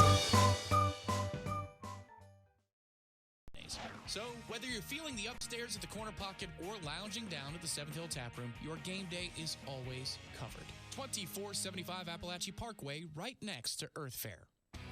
As the leaves are falling, so are the DeWalt prices at Cornerstone Tool and Fastener. The Build Your Own DeWalt Kit promotion is back. Buy 2 select bare tools and get a DeWalt starter kit at no charge. That's 2 5-amp-hour batteries and charger. And there's more. Purchase a DeWalt drill and impact kit and get an additional 5-amp-hour battery and a free bare tool. Choose from impacts, drills, grinders, and more. That's 3 tools and 3 5-amp-hour batteries exclusively at Cornerstone. 1110 Stuckey Ave and 3269 Crawfordville Highway. Tallahassee location open on Saturdays from 8 a.m. until noon. Excuse me, Captain. This is your wake-up call from the new TracFone Wireless. What's that now? What if you had to fly this plane while sitting back in the cabin? I wouldn't have any control. Well, that's what it's like going with some wireless companies, but TracFone Wireless gives you control. Get unlimited talk and text on America's best 4G LTE network starting at $20 a month, no contract. Plus, unlimited carryover data with active service. That's cool, but how'd you get in my cockpit?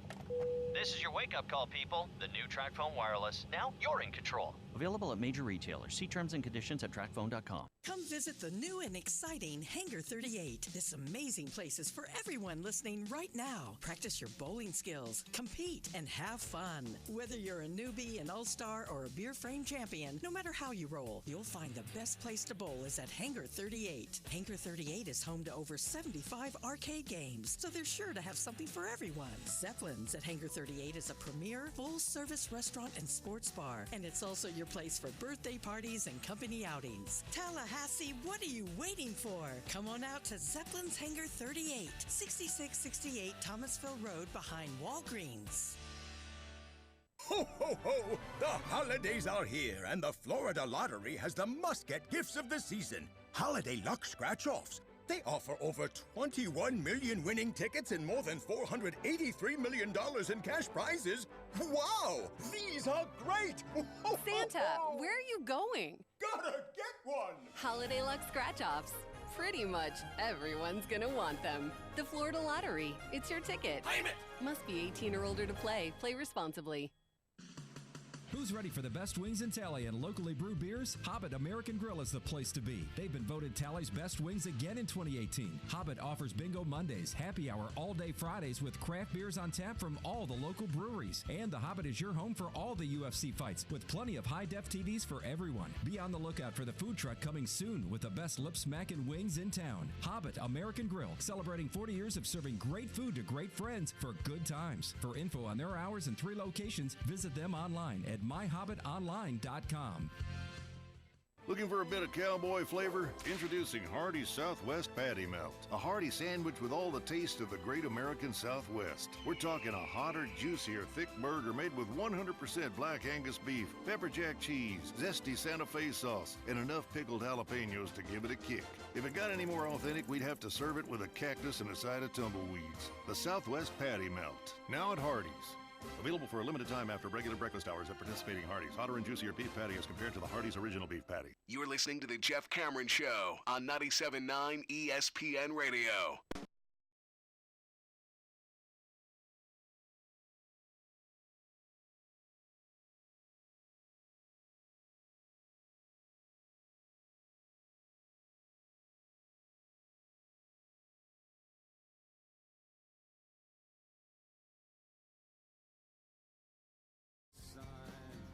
You know, I think between illness and being out of town, you and I didn't get a chance to talk about something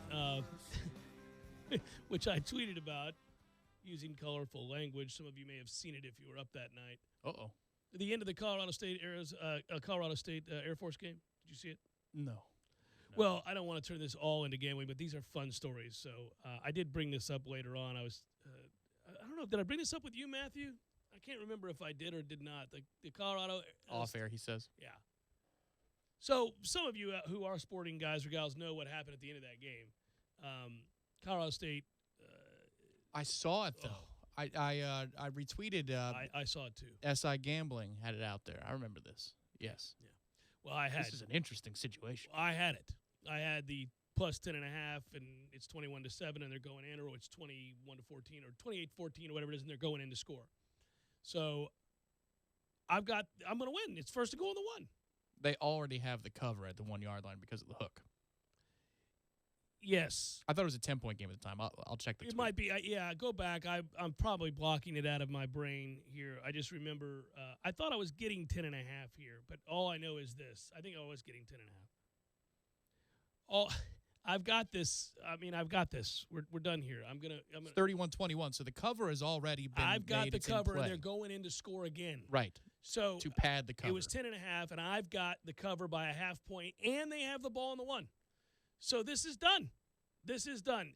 Any points, and I'm golden. You know, here we go.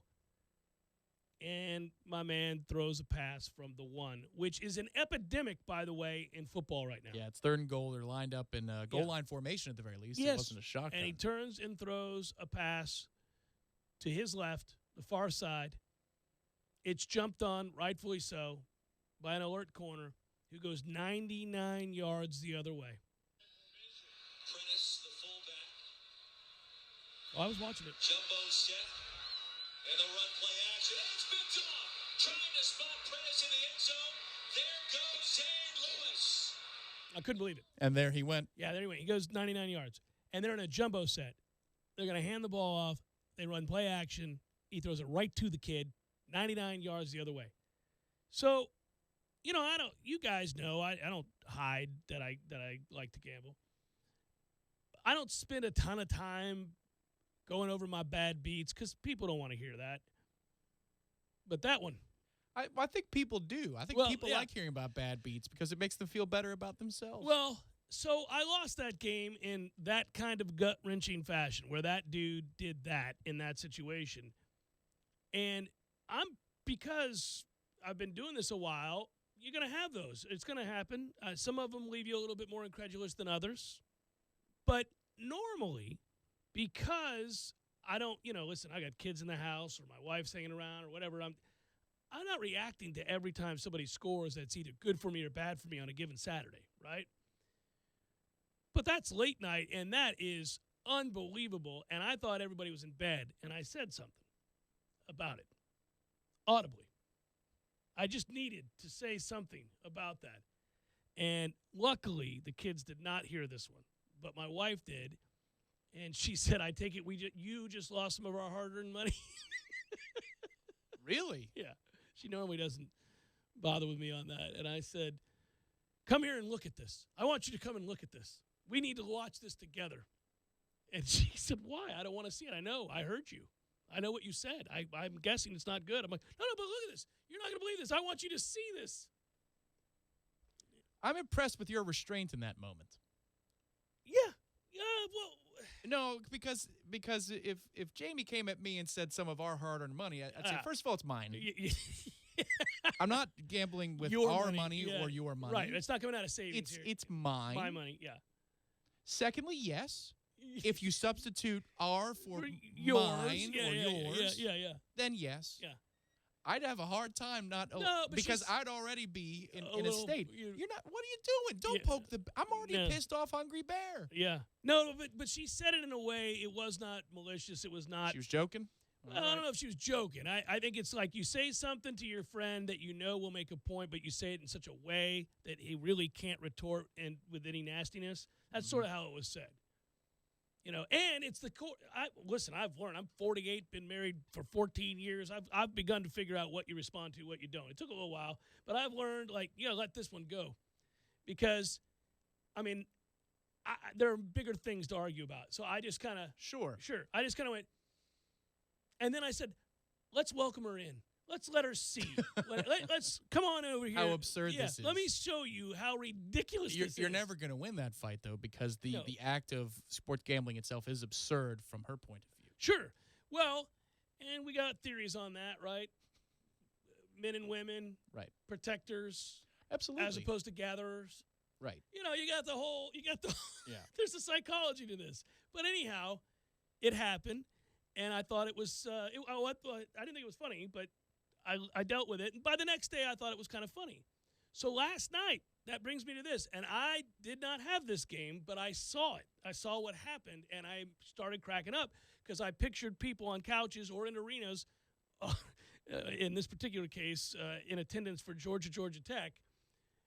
I would like to see a camera pan, because we saw it. Remember we did this one time. There was a game at Texas A&M. It was a nothing basketball game, and a guy hit a three. He hit like a half-court shot. And the guy collapses in the bleachers. Like, you see him and his buddy. They start cracking up. Or he's celebrating.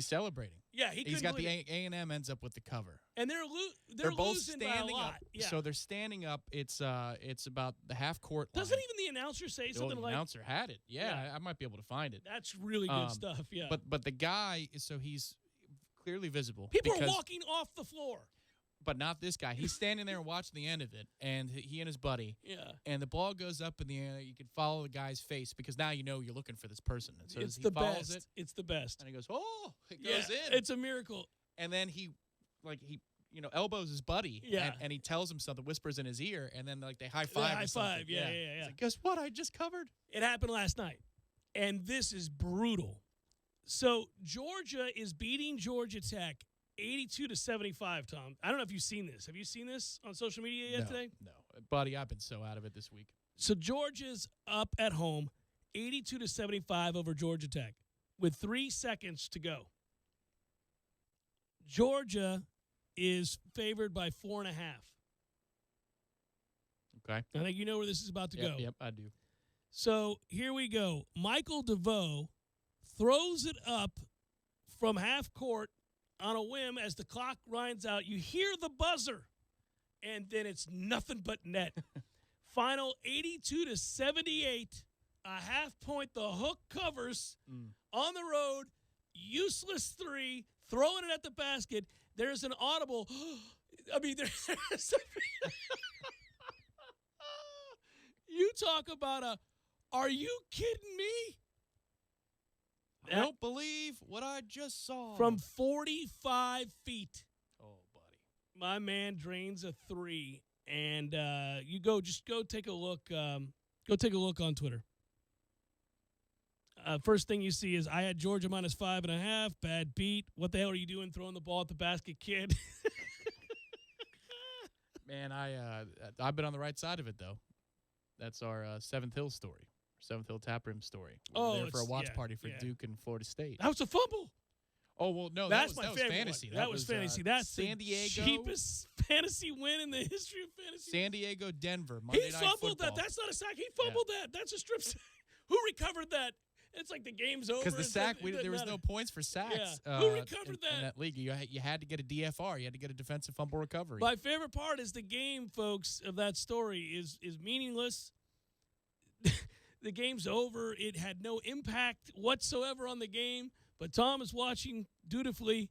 I happen to be looking. You know I can snatch a fumble. I will catch somebody fumbling before the ball ever comes out. I don't know why, but I've got eagle eyes for that. You're like Simeon Rice on Donovan McNabb on the blind side. I will find a fumble. You'll find a fumble. And I can find it quicker than any. As soon as our guy even seems to be close to fumble, he's going to fumble. I don't know why, but I know There's something about you watching the body of the player, and you just, I don't know what it is, but Tom's been with me multiple times where he fumbled, and everyone's like, what? I'm like, he fumbled. He fumbled the ball. I can see it.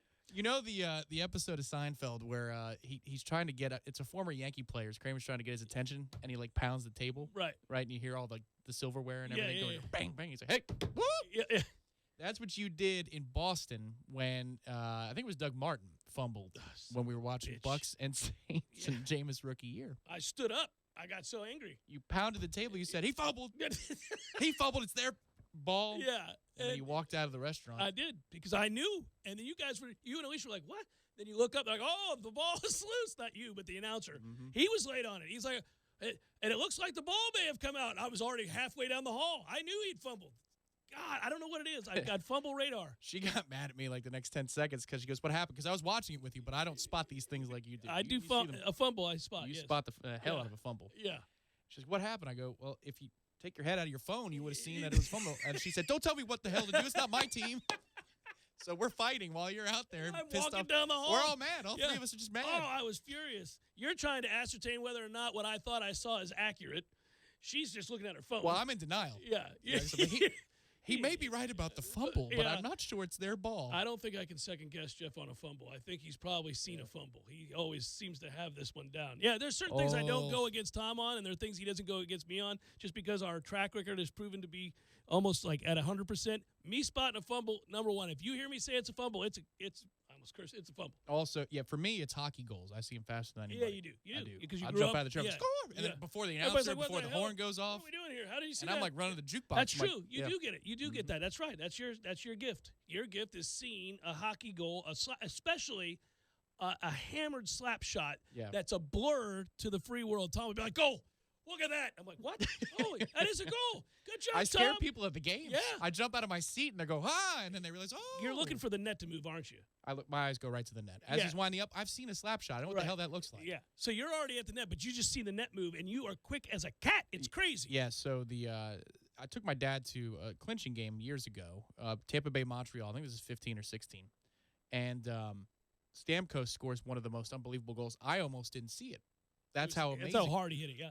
Well, no, it was like an awkward angle. It's almost like throwing a changeup. It's impossible. He could not have. He couldn't release it at the time. It's almost like doing a fake jab step. Sure. But he shoots it off the wrong foot essentially. Mm-hmm. So it'd be like almost like falling into a home run, and you're on your front foot the whole way. Your weight's how off. do you do that? Yeah.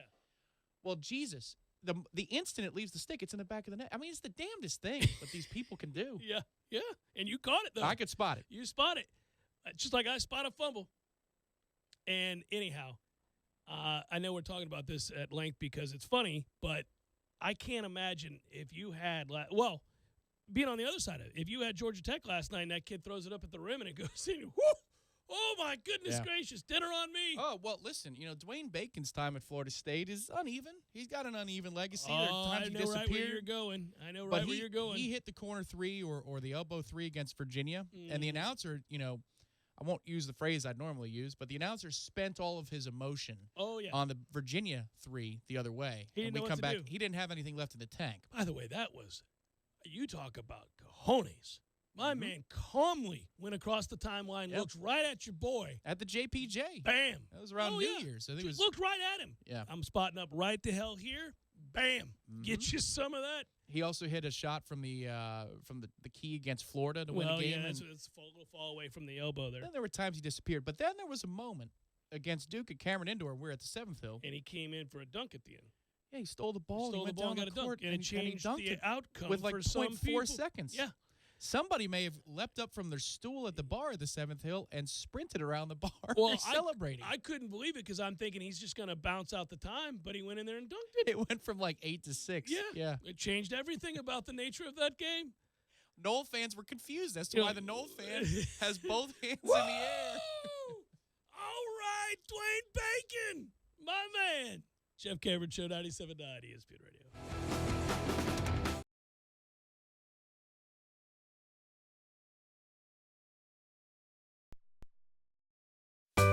Sorry, boys, I did not have time to pack. We got this. It's right here, guys. We got this. I thought I could handle it. We got this. Moving doesn't have to be a hassle. Call us first at 2 Men on a Truck. No matter the move, home or business, we'll make it a smooth one. I forgot something. We got this.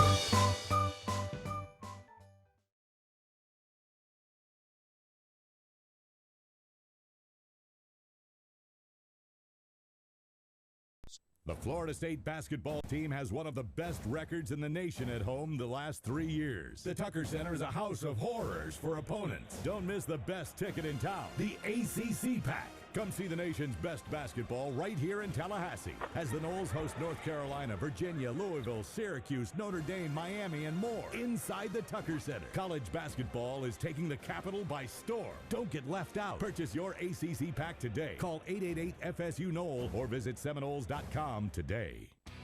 As the leaves are falling, so are the DeWalt prices at Cornerstone Tool and Fastener. The Build Your Own DeWalt Kit promotion is back. Buy 2 select bare tools and get a DeWalt starter kit at no charge. That's 2 5-amp-hour batteries and charger. And there's more. Purchase a DeWalt drill and impact kit and get an additional 5-amp-hour battery and a free bare tool. Choose from impacts, drills, grinders, and more. That's 3 tools and 3 5-amp-hour batteries exclusively at Cornerstone.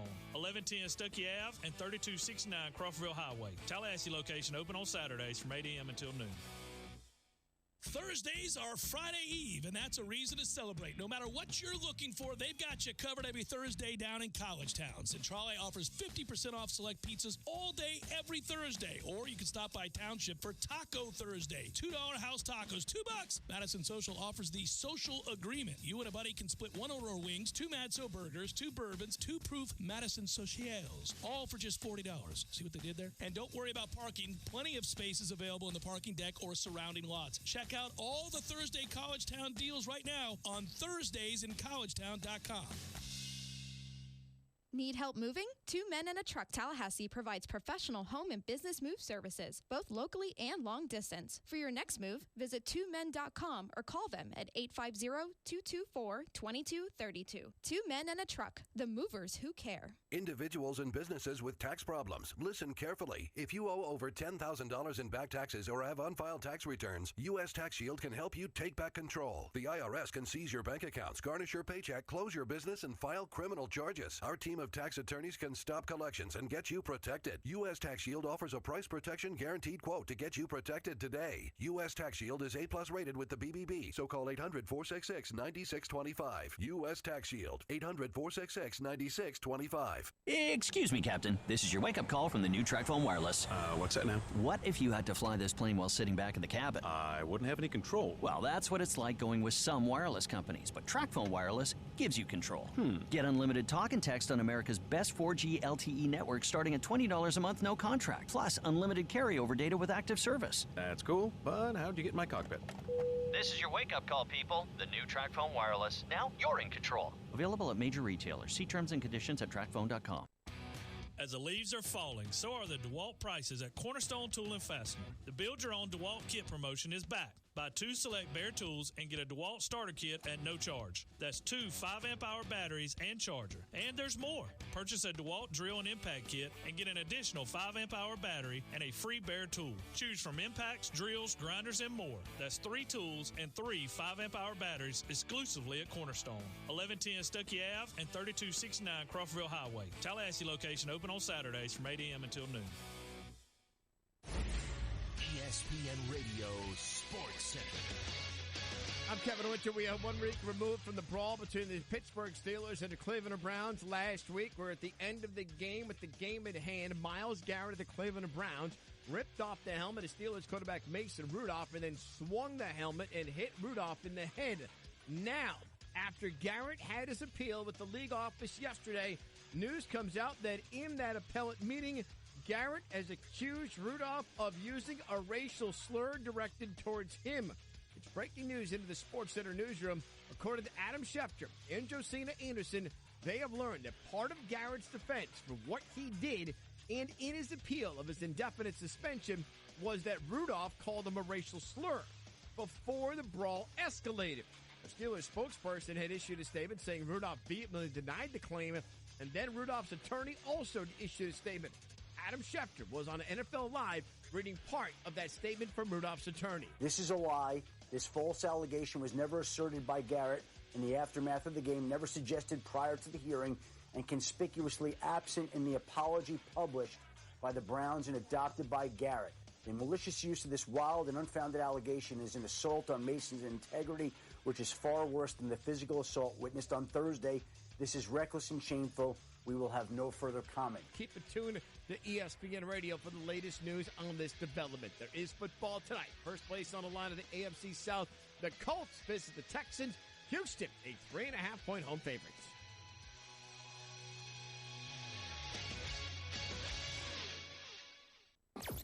Broadcasting live from the Tallahassee Dodge, Chrysler, Jeep, Ram, Fiat studios in the capital city of Tallahassee. This is the Jeff Cameron Show on 97.9 ESPN Radio. Redemption Thursday, brought to you by Cornerstone Tool and Fastener. Got a do-it-yourself project that needs to be finished? Cornerstone Tool and Fastener, 1110 Stuckey Avenue in Tallahassee and 3269 Crawfordville Highway. Online at ctf.nu.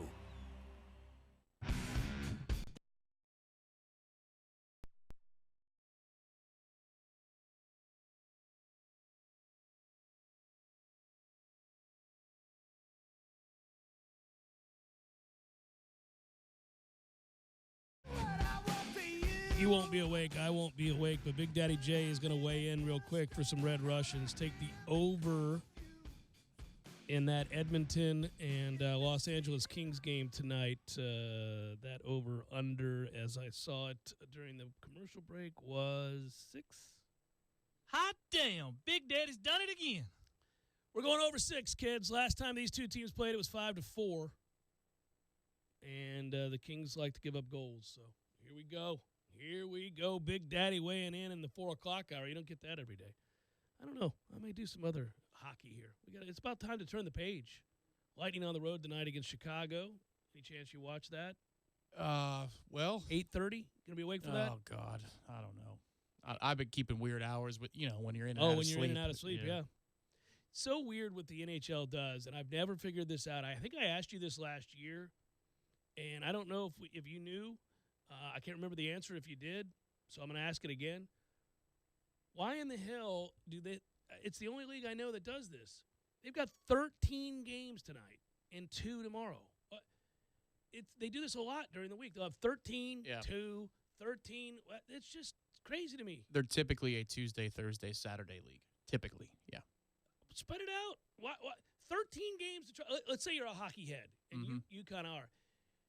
You got 13 games to try to monitor tonight as opposed to 2 tomorrow. Hey, yo, why don't we have 8 games tonight? Yeah, I don't know. I don't know if it's something to do with the way they work with the NBA or concerts, if there are certain days that they want to black out for scheduling. But hockey, as long as I can remember, has always been Tuesday, Thursday. And my guess is because these arenas are much more busy in many of these markets than, say, a football stadium. Football stadium, yeah. That they may have to plan out certain days of the week where there's going to be a lot more action, and then the scheduling from there fits into that mold. But you're right. I mean, Wednesday night, they do the Wednesday night rivalry thing in America, and that's usually 3 or 4 games on a Wednesday. Yeah. Monday can be a floater, sometimes Sundays for matinees. But my guess is that, for example, the Lightning own the building, right? They own the building, and so they get concert revenue from that building. Sure. I've been to many a concert there. My guess is they're trying to be as predictable as possible. And they're not even the most full building. If you're a United Center in Chicago, MSG, you've got to have some predictability of what days you can work with when you're dealing with, concert representative agencies. Because that business is a nightmare. I mean, I know some of the nightmares from the Civic Center, just, logistics of getting in and out you got men's basketball, women's basketball, concerts, the convocations in December. Sure. I mean, you've got all these things that need to happen, and they need to happen right on a perfect timeline. But in hockey, when you're in a big market, I mean, you're probably third or fourth fiddle anyway. It's just crazy. I would think that it would behoove the league not to have 13 games on tonight, 2 tomorrow, followed by 13 again on Saturday, and then 3 on Sunday. And then you turn right around, by the way, on Monday, and you've got a big night, and then there's nobody on Tuesday. And then it's 13 games on Wednesday. It's the weirdest damn thing. Well, yeah, the Thanksgiving week, too, next week's going to be a little bit different. Yeah. Thursday, you're off completely, so it's kind of bass-ackwards. Any night, I'm at that stage of the year where football's winding down some. Now, we're about to get really interesting again, but you have an okay slate this weekend for football. And during the week, now we have football Tuesday night. There was football last night. There's football tonight. There's football Friday. So you get a football game going every night of the week. Some of these games, Eastern Michigan and Northern Illinois, Ohio, Maction. I like Maction, especially on a Tuesday night when nothing's going on. Listen, I'm a sporting guy. I'll tune in. There are angles to play there to make games interesting. But it's my time to start to slowly ease myself back into the hockey schedule.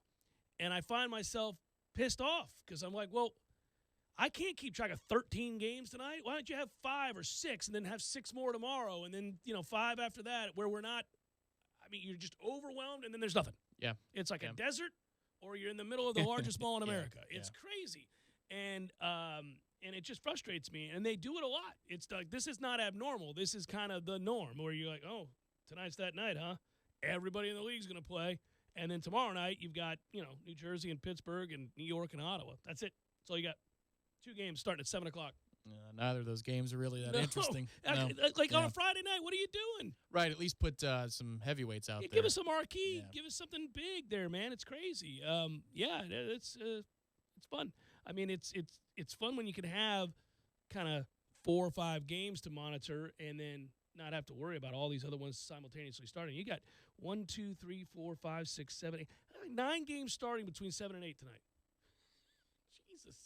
Yeah, if they had an NHL red zone, they call it an in the crease challenge or something, that would be constantly littered with action. My God. Yeah, I wonder if that would be any good. Well, what they do on the NHL Network 477 on your Xfinity is similar to MLB network. It's like the same live look-ins. Well, it's run by the same people. If you notice The HD quality anchors, is really good. Yeah, but the anchors are the same people. Yeah, that's how they keep gainful employment a month, year round. Yeah. But the problem is that the people doing the conversating, if you will, the conversing during the action, oh God, they're terrible. That's what, hockey players are the worst interviews in sports. And so, you're trying to find from that pool some people that are interesting that can talk about the game on the fly the way that, I don't know, you get Pedro Martinez talking about it at bat on MLB Tonight. Right. It's also less conducive to conversation because there's so much damn action in there. With baseball, it's like, here's a pitch. You got 30 seconds to make your point. Here's another pitch. In hockey, behind the net, goes up to the blue line, passes around the horn. Deflected. It's so quick. Right. It's so quick. You're in the You neutral really can't- zone, yeah. dump in, chase. Now they're making a line change. Here they come back up, turnover. I mean, there's no way you can, have a big-time conversation when that's going on. I'm starting to transition nicely into the NBA schedule, and because this is an intriguing season for so many reasons, and now, a lot of these teams have played 14, 15, 16 games, you're starting to get a feel for who's what and why, and that's interesting to me. I'm starting to like that. And you've got a storyline right now, and I don't, we're in the heart of football, so this is sparing, but the Doncic story is incredible. And if you're watching this now, you're watching it. By the way, last night, fewest minutes ever to record a triple-double, 35, 10, and 11 in 25 minutes in a rocking chair game. He's 20 years old, and I can remember reading before the draft, because we don't know the foreign-born players, you and me, that is. He probably came up in your game with Millar, yeah. Yeah, I'm sure he against did. Japan or something nuts. Yeah, so Luka now is becoming a household name. If you haven't paid attention, his numbers coincide with numbers at his age only seen by the likes of LeBron James, Oscar Robertson, people like that, right? All-time greats. So the question becomes, is he an all-time great? And on the debate shows, we'll save that for them now. But he's 20 years old to be putting up these numbers, and it's every night. I read prior to that draft that he was in, partly because of the Millar thing that we always do, kind of reviews, snapshots of what these guys are projected to be and why, how long of a project are they going to be. And there were a couple of guys that really loved Luka, to their credit, loved him. And their argument was that he was playing in a man's league over in Europe, right? So these grown-ass men who make a living playing basketball, and the level of European basketball, the skill level has changed dramatically for the better, right? I mean, we see a lot of these foreign-born players now come in and have immediate success. That wasn't always the case. Like, we used to be stunned when a Dirk Nowitzki turned out to be something. Well, what, 7-footer shooting threes? Get your soft ass down there in the posts, and we would kind of frame them as, well, the Euro game is a little soft because their big men like to shoot instead of getting down low. Well, that's all changed now because the NBA has a bunch of big men that shoot threes and can dribble, and, the game's changed. So we no longer summarily dismiss foreign-born players as long-term projects, a lottery sort of, maybe one out of every 5 guy turns out to be meaningful for you. Well, anyhow, I remember, I think it was David Thorpe was saying, look, if you see a 19-year-old with those handles that can shoot it, with his body type, playing against 30-year-old men, and he's dominating the league, it may not mean he dominates the NBA, but it means he can play. I mean, he's already, if he's scoring 28 a night in that league at 19. Right, the speed of the game adjustment isn't massive. Right, he's going to change. Yeah, he can play. So they knew right off the bat, like, he's going to come over and he'll play. He'll contribute. He's going to play right off the bat. He's not a long-term project. Well, what he is right now is an MVP candidate through 20 games. Like, people are now looking at him going, oh, we may now have the next big story of the NBA, which is nuts because he's doing stuff like, it's like when Steph took off and we were looking at those numbers going, who does this? Who shoots from where he shoots and makes that percentage and is unconscious, doesn't care. He steps across the time, like, bam. At least from that perspective, though, he's a shooter. But he goes in the lane and he can dunk. I mean, that's the other. I know. But when he emerged, primarily was because he was doing things from the 3-point arc. He and Clay together. That I mean, he's breaking his own record. I'm talking about Luka goes to the hole. Yeah. No, the stunning thing about Luka, is that. Yeah, he goes to the basket. And let's just admit it, man. You see a white guy, you're not assuming he's charging down the lane and dunking on people. You're just not. This stereotype's reversed. I got it. When you watch him, you're like, oh, okay, well, maybe he's just a great shooter. Well, some of that is the built-in bias that we have when we see white players who traditionally have been shooters, spot-up shooters. In fact, that's so much the case in terms of stereotypes, and sometimes stereotypes exist because there's an element of truth to them. When you think of the great shooters, or when so I'll give you an example. I'll just personalize it. When I would play pickup games in St. Pete, it would make me laugh because when we would pick teams, and I played with largely African-American guys, it was pretty much the only group of guys that I played with where I played, I would get picked by the guys that didn't know me because they'd be like, well, we'll get the white boy. I bet he can shoot. But I used to like go down the lane. I wanted to try to, and so this is the way our thought process works a lot of times. Now, it's changing a lot because obviously over the years, you've got players of all nationalities and ethnic groups that are capable of doing anything on the court that you ever imagined. But when you see Luka and you see his body type and you know he's a backcourt player, you assume, okay, floor general, can shoot, that kind of thing. And then you watch him and you're like, oh, he'll dunk on your ass now. I mean, he's going down the lane. Hey, listen, man. So we've got, in terms of the white emerging, superstars in sports, you got Christian McCaffrey, right? You got Luka. Wait until they take the PGA Tour. Oh, boy. You just wait for the white man to take the PGA Tour. All these white guys start dominating the PGA Tour. What are we going to do? Your time is numbered, Tiger Woods. Comes the NHL.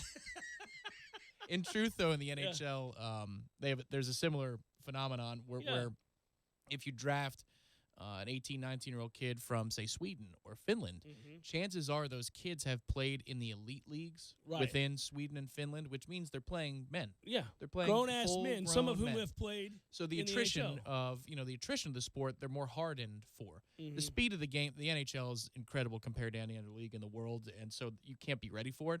But when you're talking about the physicality, that's real. Yeah. You get hit by a 30-year-old man, and you're 17, and you're waiting to get drafted. That changed your outlook on life, won't it? It will. Yeah. You're like, oh, I got to get stronger. It's not as impossible as, say, as Steve Adazio is fond of pointing out.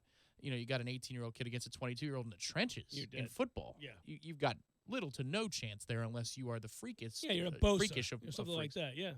But, in a sport like basketball or a sport like hockey, you can learn on the fly, and you could still do some things while you're learning to take the punishment of what it is to play against hardened people, 10-year vets.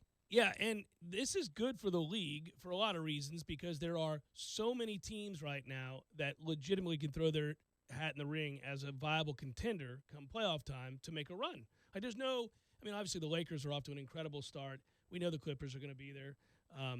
Finally, stars play together. It took long enough, but we kind of have an idea there's some real good teams out there. Boston's a real good team, which is kind of a surprise for the year. But if you're looking around the league, you got a lot of teams that you'd say, okay, they're positioning themselves to play good playoff basketball, and then you also have emerging stars like Luka. Well, real quick, so in the spirit of weird hours, I typically wouldn't be up at 12:15, 12:20 to watch the third or fourth quarter of an NBA Wednesday game. I didn't stay up for the whole thing. I didn't get to see overtime. But I'm watching, I think it's late third quarter, early fourth. And Kawhi is in on 2 defensive stops consecutively. And you know who the analyst was last night? No. It's Doris Burke. And she's the best. Well, but I here come the big my hands. My ears you ready? are Here perked. it comes. I'm waiting. Here it comes. And sure enough, this is the beginning of it. She goes, can we just stop for a second and talk about what Kawhi Leonard did in these last couple of possessions? Okay, good. And so I'm going, oh, God. Here it comes. Here it comes. She did not mention the hands. I think the memo has gotten back to Doris. It's out there, my man. You got to stay away from the hand talk. Yeah. But she was talking about reaching in and creating steals, and I thought, come on, Doris. Why did he reach it? How is he so capable of reaching in and creating steals? Do it. Unfortunately, she did not clinch the argument with her famous talking point. He did block the final shot, did he not? I think he ended up blocking that shot. That was Again, I'm watching it late third, early fourth quarter. But she stopped the flow of talk with Mike Breen about something else. There was a whistle, and she said, can we just go back in a minute? I'm like, oh.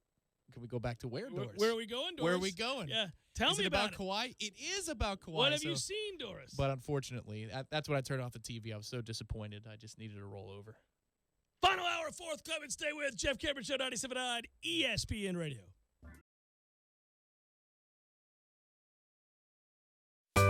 Sorry, boys, I did not have time to pack.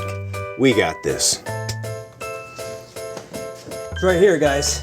We got this. I thought I could handle it. We got this. Moving doesn't have to be a hassle. call us first at 2 Men and a Truck. No matter the move, home or business, we'll make it a smooth one. I forgot something. We got this.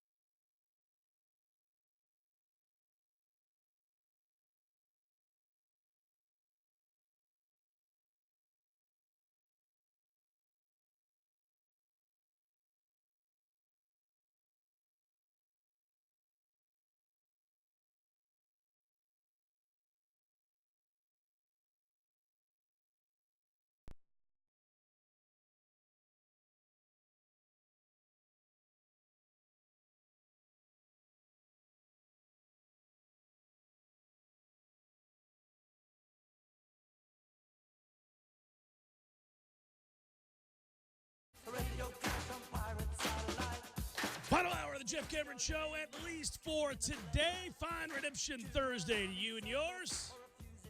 I'm Jeff, that's Tom. We're online, ESPNTallahassee.com. That's where you go to listen live via the streaming free always. Miss anything, go back and caught up. Always at your leisure, because we'll post all 3 hours to iTunes and in our own audio vault. Miss anything, that's where you go. By the way, when you go to iTunes, rate, review, share. 5 stars only. Always. Helps others find the show, Tom. On Twitter, it's at J Cameron Show. The WTSM app is good for your mobile devices. And we're on YouTube today. Hey, guys, I've missed you. I know you've missed me. And Periscope as well. It's the lifeblood of getting the message out is the 5 stars. Yeah. It's the key. That's what they tell you out there in the promoting yourself world. They say, hey, if you're not going to take hold of your brand and promote it, who do you expect to do so? So there you go, guys. You got to make sure you do it. You got to make sure you do it for us. That's right. Even if you don't honestly believe it, give us a 5. That's what. No, it doesn't matter what you believe. Just put the 5 and let's move on here. This is the time in which we live. Yeah, this is the way things work. It's Redemption Thursday. It's crappy Thursday football night. Although I will say the NFL's got a good game in Indianapolis and Houston. 2 teams kind of need a win at 6-4, right? And I think the matchup sets up for Indy, even though they're on the road. I'm not touching the game in my real life. But it's an interesting game. It's an interesting game. But the college game, God, dog, could not have. I mean, this is not what you do, ACC. This is wrong. The nation gets to watch Georgia Tech tonight and NC State. These 2 teams, you could argue, are the worst 2 teams in the league. Well, I think you could say, though, that this is not what you do, ACC, when you play any game that doesn't involve Clemson. It's like this isn't what you do. Yeah. Well, you could play a surging Virginia Tech and give you a little good story right now, you know. You and I were talking yesterday in the midst of our sickness. Yes. And we were kind of catching up. And Tom and I, we don't go a 24-hour span without talking to each other. We're like a married couple. But we work together, plus we're friends. So that means that some way, shape, or form, we're going to communicate. And we hadn't. And I felt like when we were talking, it was like, hey, I thought about this, and I thought about this. Yeah. And you know what else? I thought about this, too. Dating back to Sunday, what were your thoughts in the third quarter of the Bucs game? Yeah, so we were, talking about plays that pissed us off, teams that interest us, bets that are out there to be had. You know, you got to do those things. So Virginia Tech and Justin Fuente, and I know I shouldn't lead with this to start the 5, but I gotta say that's like one of the best stories in the ACC. It's crazy. You could really make a case that guy has surged up the candidate list of Coach of the Year. And somebody might hear that driving along and go, "Are you crazy? They got blown out at home by Duke." Yes, and I picked Duke at the time. But what I was saying to Tom was, I was picking against them more than I was picking Duke. And Duke boat raced them. And Virginia Tech was in shambles. They were done. Their season was over. His tenure was in question already. People were beginning to say they don't like him in the locker room. The community's turned their back on him. His team's a mess. Bud Foster and he hate each other, which may still be true, but nonetheless. Bud's out the door Right, anyway. he's on his way out the door, but they don't get along. And so all this stuff was going on. And then the next thing you know, he changes quarterback. He has like a come-to-Jesus meeting with the team, and they're just rattling off victories. They're going to win the damn Coastal. It's crazy. I mean, they could get – what could they get, the 9 wins? That's nuts. That really is. And it's a lesson. It's the exact opposite of what happened here. So you're always holding out hope that when things are careening, off the road there, that somehow a steady hand will come and right the ship, and you'll have a chance to get things back on track and to start winning games and reinvest, and players begin to believe, and, emotionally fans are back on board. You start to see evidence that it's moving and everybody's pulling in the right direction. Just it didn't happen here. Some people would say, well, if you'd waited longer, it would have. Obviously the university disagrees. I mean, they were at a point where they just didn't see any momentum going back that way. Whereas with Virginia Tech, they were legitimately talking about, do they need to make a move? Like, would they need to make a move after this year? If think about it after the Duke game. If that just keeps going, how does that end? 8 losses, I mean, definitely. Yeah. I mean, just and you've already had a mutiny at the end of last year. You had guys on the record saying that on the bus ride over to the game, they didn't want to play it because it would have made them bowl eligible. Right. So that was a year ago. Well, and you have him in the preseason a year ago. Where he's making statements that I'm incredulous. Right. Say, well, Jesus, does he say the same thing to the home market, or is he just, having Being a catharsis?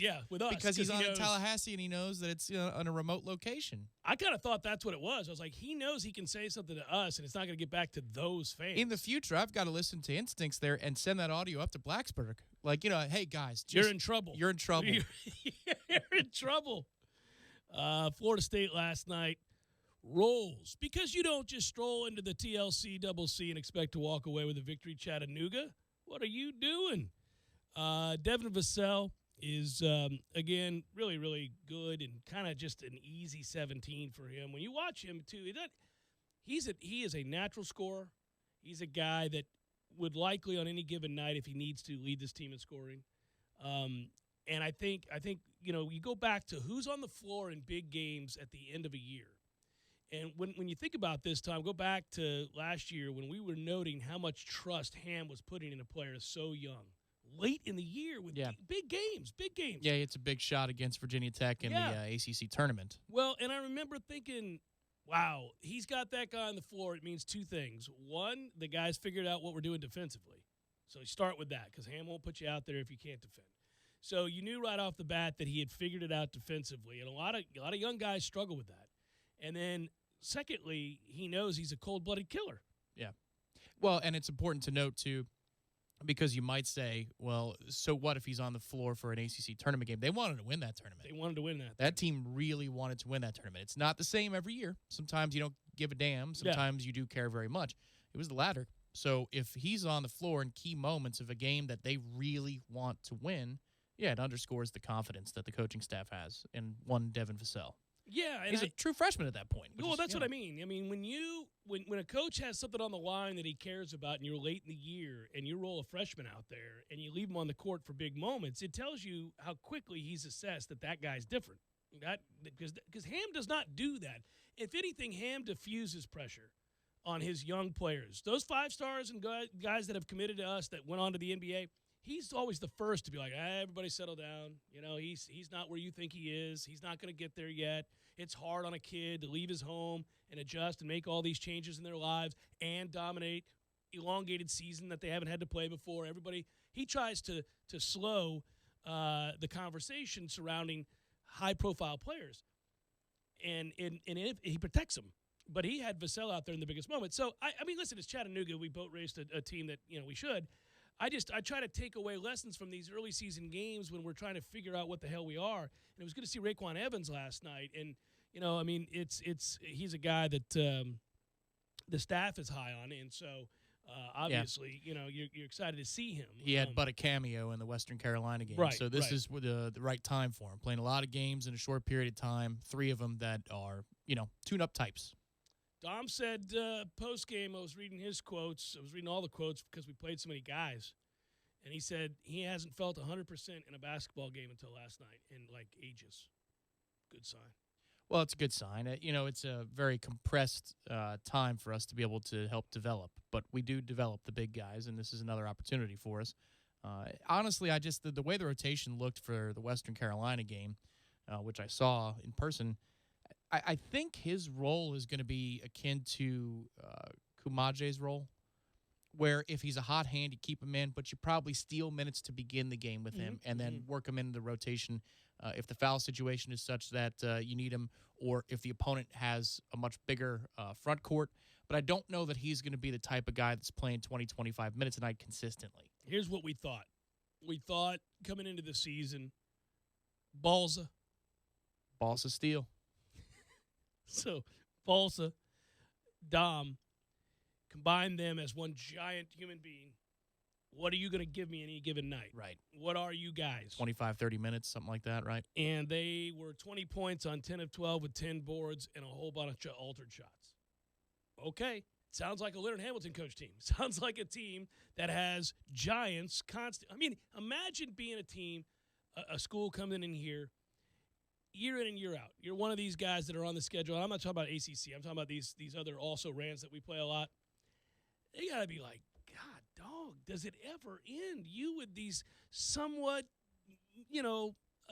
a modicum of skill, nothing elite offensively. Balsa has more touch naturally than we've seen in a while, but footwork-wise and all that other stuff, raw. Yeah, but you definitely. watch, you come in and you think, well, they can't have another couple 7-footers, can they? I mean, it's got to be so aggravating. You want to attack the rim. Well, it's really smart. We found a middle ground to navigate here because 7-foot types are they're not valued as much as they were 10, 20 years ago. Right. But then we also want to play positionless basketball. But we find a way to navigate the two, the modern of the metrics, and then also, hey, man, if they're not going to scout these types around the world unless they're a bona fide American superstar that's going to go in the top 5 in the draft in 1 year, well, let's go work that market because guess what? If we need to switch to zone at any point, we're rim protecting. 7 feet is 7 feet. And you're not talking about NBA players coming in there and adjusting. You're talking about kids, sophomores, juniors. Right. I mean, good luck with that, man. That's tough. You don't see that. Well, you don't see it in high school. And there's typically, obviously Dom as a transfer being an exception, but there isn't that much of a market for them at the next level until they are a finished product. So what does that mean? You guarantee that a guy like Balsa is going to be here minimum 2-3 seasons. Yeah, he's going to stay probably all 4 years, as so many others before him have. So you get to develop him, and you get the grown-ass man version of the kid we see right now. 10 of 25 from threes was Florida State last night, knocking those down. I'll take 40% from beyond the arc, and we played really well. I know it's Chattanooga again, but we played really well. It's good to see that. You dominate a team, you should dominate, and they do. And they look good. By and large, they just look like a Leonard Hamilton coach team and a team that's going to develop depth and be a work in progress, but show you signs on a nightly basis. Sometimes it looks a little bit more refined than others where you go, okay, I see what he's doing here. I get it. I see how he wants to work him in. He's probably going to experiment with this guy at the 4, but he's going to move this guy back over. I just like watching it. It's chemistry. It's really cool to watch develop. Well, I'm not going to say here that Chattanooga and Western Carolina are on the same level, but I was at least intrigued last night to see how many teams are we going to allow to be competitive with us after the Pitt game. And I know what the foul situation was, but Pitt, we don't like very much. They're terrible. Right. No. Western Carolina, honestly, for large stretches of that game on Friday, they looked incredibly well coached, prepared. Well, they had an identity. The best player on the floor for much of the game. But then with Chattanooga, you're saying, okay, so are we vulnerable to a team like Chattanooga? Right. Keeping the answer us was resounding. Right. So that's good. So we're setting a floor, and let's continue that with St. Francis and Chicago State the next week. Yeah, well, it's a game in which, we were 1.25 points per possession. We only did that 4 times all of last year per Rogner, I read this morning. So that's impressive. It's one of the better offensive efficient outings that you're going to have, and you should do that. It's good, especially when you're playing a lot of guys. That's going to be difficult to do. So that was good. Coaching front, I know you want to hear about that. I'm going to answer a question on that in a moment. Redemption Thursday wagers, here you go. Texas A&M plus 13.5 against Georgia. I think that game's pretty close. I don't love Georgia's offense. I do love Georgia's defense. But it's 2 teams that aren't trying to maximize possessions, right? Yeah. That's why you keep it within a couple scores. Yeah, it's logical. Yeah, I looked at that right off the bat. All right, now this bucks the number. This does not bucks history, but I think this Oregon team bucks history. So I went with it here. This has been a house of horrors for Oregon playing in Tempe. They have struggled mightily in moments where it was really important for them to play well, and they haven't. But this is a different team that's very physical. They play good defense. You don't normally say that about Oregon. So I look at the 14.5. They're a much better team than Arizona State. I understand the wave of emotion you're going to get on a Saturday night, but I'm still going to take Oregon here because I think they're more I think of a more physical outfit than we've seen in years past that wears you down and doesn't really rely on a score fest. Like in the past, you might see 50-38 here. This is not that game. I think Oregon wears people out and is physical. Cristobal's done a good job. He really has, and he plays to his strength there. So I'll take Oregon, and I'll give the 14.5. Utah's minus – these two are on a collision course. It's going to be a great game when it happens. Utah has been dominant since getting healthy. Defensively, they've been dominant. They're a very physical team. Arizona's not a very physical team. I'll give the 22.5. It's also a very holiday-friendly clash of uniforms when they face off in December. That's true. That's going to be a fun game. And that's – now, worst-case scenario, if you're a Pac-12 guy, if you're stuck in the South, my buddy went to Oregon, came down here to get his master's, and he was, stuck watching his Ducks play midnight, going to the local watering hole and surrounded by all Southeastern Conference ACC football talk. Who are still out at midnight. Oh, yeah. Right. And so he used to have to deal with that. He just Sir, excuse me. I'm trying to watch Pac-12 after dark. Right. And he'd sit in his little corner and watch the game. And what do you watch? What's this crap? What's this sissy football you're watching over here? We got, I like the Pac-12. I grew up out there. I'm going to watch the Pac-12, sir. Anyhow, so that was him, right? So I know they exist because I see that guy with the Oregon sticker around town. There's one guy driving around with an Oregon bumper sticker. I run across him once a month. He's just somewhere where I am, and I go, hey, good for you, buddy. Anyhow. What's his license plate number? Let's find him. Here's your problem if you're a Pac-12 fan. And, frankly, I don't want this to happen either because I don't want Alabama anywhere near this playoff. You do not get rewarded for not making your championship game. You do not get rewarded the way that you have in the past. No, sir. But they will if the nightmare scenario continues. If Oregon loses to Arizona State, which is entirely possible, I'm not betting on it, obviously, but if they do, like they have in years past, and then they play in the Pac-12 championship game, which they still would, against Utah, and beat Utah, once again, the Pac-12 gets told, have a good one. Yeah. They're done dealing. Well, but doesn't Oklahoma have a path back here because they get to play Baylor a second time, and they would be a conference champion and have that extra matchup to bolster the strength of schedule? You combine that with Tua's injury. Yeah, I guess. I know the committee last night said it didn't mean, hill of beans, but it's a tough. If Auburn plays Alabama to an ugly game, it's a 27-21 victory for Alabama, and Oklahoma looks like they're rolling. I'm not saying they're a perfect playoff candidate. I'm just saying their case to be made. When they not over Oregon, not over Oregon. But what I'm saying is that the Pac-12 team, but they bow out, and you get the doomsday scenario. Yeah, it's possible. Well, I mean, at that point, the way you end up with two SEC teams is obviously Georgia beats LSU in the SEC championship game, and then they both go. And then the way that these other paths that you're looking, I think Alabama's in trouble. I keep saying that. I know the percentages they keep posting. If the Pac-12 goes like we think it's going to go, which is Utah versus Oregon for the Pac-12 championship, and we don't have any upsets, and it does percentage-wise, if you were doing that projection, you would say there's nobody on the schedule of either of those two teams that should upset them. It could happen, but I don't see it. The Pac-12 does have a dubious history. They do indeed, yes. And that's why I'm warning about it here. But if that doesn't happen, the winner of the Pac-12 is going this year. Alabama's not going. They've lost Tua. Listen, their schedule compared to normal years has not been good at all. The one real good team they played, they lost to. Duke let them down, after the opener. So yeah, they just haven't had it. I think Bama's in trouble, and we know. Look, Ohio State's going. They're going to boat race Penn State this weekend, which, by the way, I took them minus 18.5. I took UCF minus 6 against Tulane. I don't feel good about it. I took Houston plus 3 against Tulsa. I did. Houston and Tulsa. Yeah, that might be. You think you it don't might be? say. I caught your attention with that one. I've heard it. Yeah, but, the people in the 5 o'clock hour should hear it. Yeah, yes. yeah. Houston plus 3 versus Tulsa. That's correct. And then in the National Football League, a bet I made 3 weeks ago in my real life. So don't let me down. Fins up. I took the Dolphins against Cleveland in Cleveland plus 10.5. That hook. There's Cleveland. Nah. Give me the Dolphins. Come on. Fitzmagic, baby. 3 weeks ago. What? 2 weeks ago. You can make future bets on those lines come out. You 2 did? Weeks. Yeah, I did. Okay. I saw that, and I went, you know what? The Dolphins are playing better right now. I don't believe in that Cleveland team. 10.5? I'm going to hit this before it goes down. You hit it. I did. I took Miami plus 10.5. You saying I have an issue? I'm educating myself. I'm taking time. I'm looking at all the options. All I'm saying is if you look at your plan of attack from, say, 3 years ago, and you look at it now. It's very different. It is very different. Yes. I'm going to take Baltimore minus 3 against the Rams. Two teams going in opposite directions. The Steelers minus 6.5 against the Bengals. I took the Steelers. The Bengals are a lost cause. And our boy, who was so arrogant. Yeah, Finley. Yeah. Terrible. Mm-hmm. He's awful. Yeah, well, predictable. Entirely predictable. Yeah, he's awful.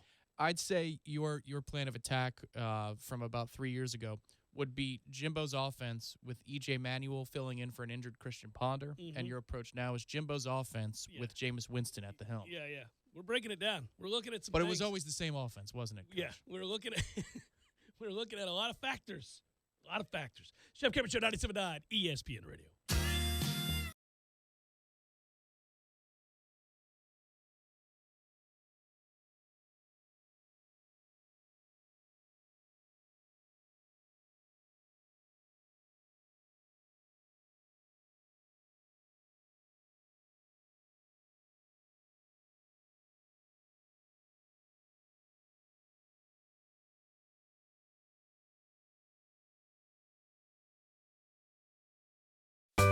Sorry, boys, I did not have time to pack.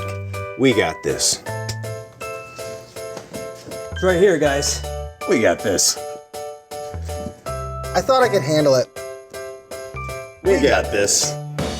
Moving doesn't have to be a hassle. Call us first at 2 Men and a Truck. No matter the move, home or business, we'll make it a smooth one. I forgot something. We got this.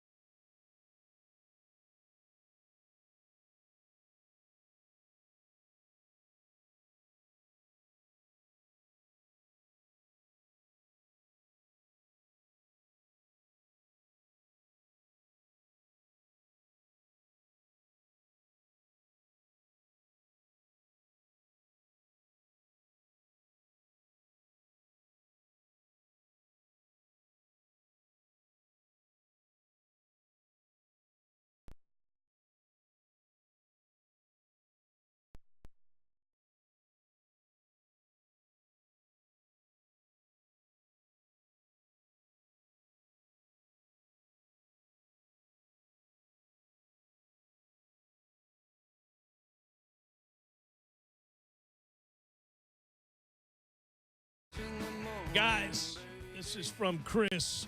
Jeff, email titled Bleak Outlook. This will lead me to a coach discussion. Am I alone in feeling somewhat dejected about where our program is headed? Where it's currently at, we're all dejected. Where it's headed, I think you're not alone, but there's plenty of room for those that are optimistic as well. We screw up the Willie hire.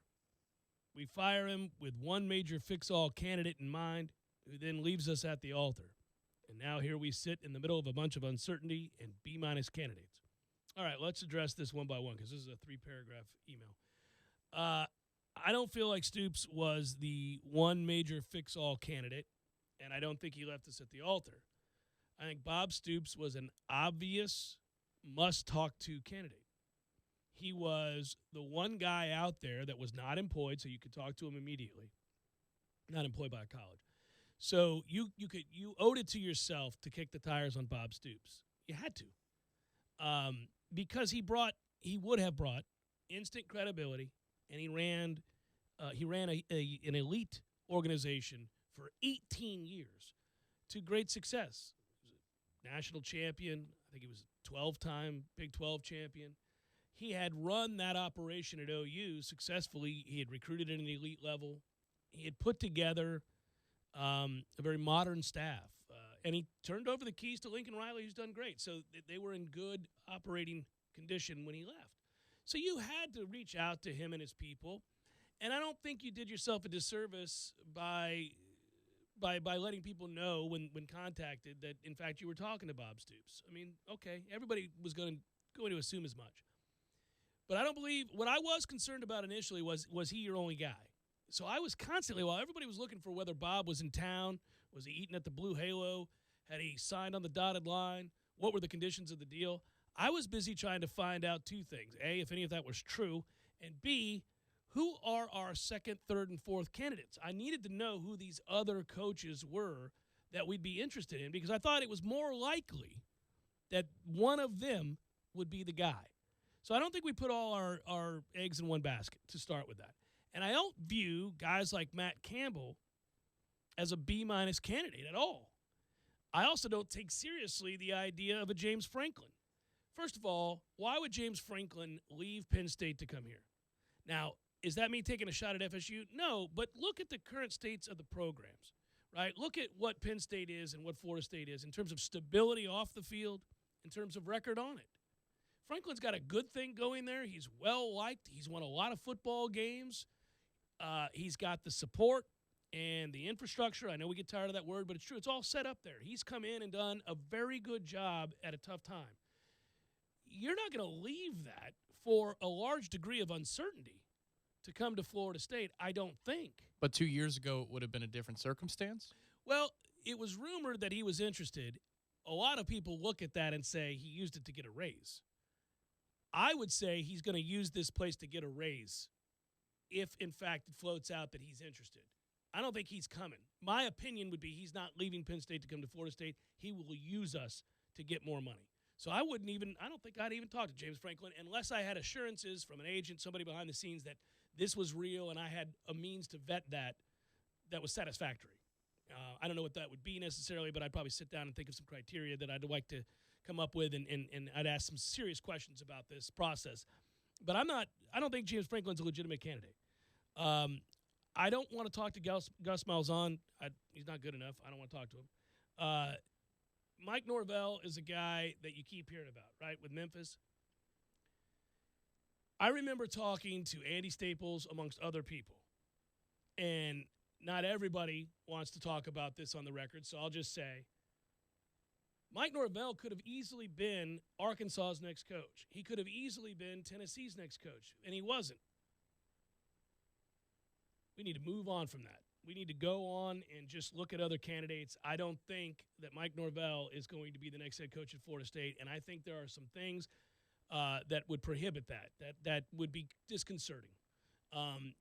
And so I just get the sense that that's not real. He's a good coach. And he's such a good coach and so well thought of, it's odd that he wasn't hired at either one of those two places when the opportunity presented itself. So I would move on from him.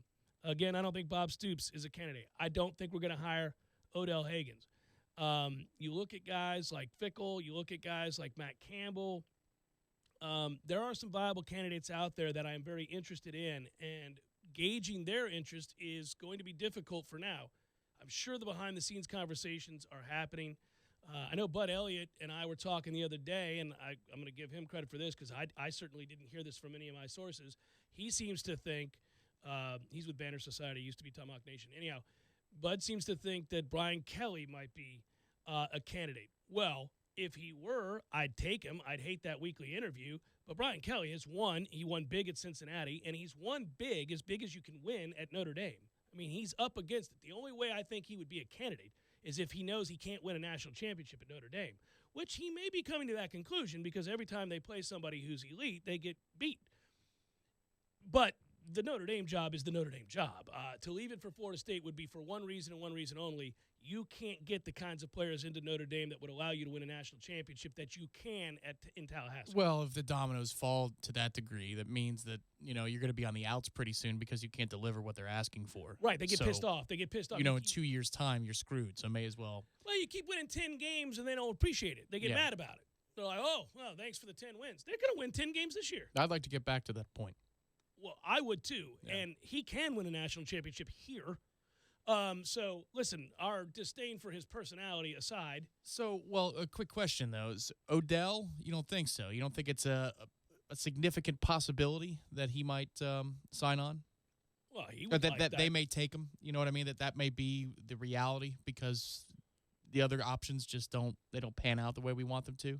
Like, for example, I'd say Odell Higgins or James Franklin. You'd say a higher percentage chance of Odell being the next head coach than James Franklin? Yeah, because I don't think James Franklin's a realistic candidate. I don't believe he's coming here. I think he would use us for money. So, sure, by default, I'd say Odell is a greater candidate in that situation. It's not who I would – if I could hire one of the two, I'm hiring Franklin. As we go down this list, whether it was, P.J. Fleck, whether it was Matt Campbell, or whether all of them – I would want more than Odell. And then immediately people go, oh, you hate Odell. I love Odell. Who doesn't love Odell? He's an incredible symbol of what it means to be a Knoll. He's incredible.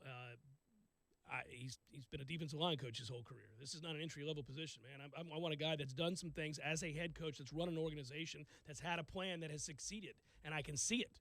It's vetted. I've watched it happen.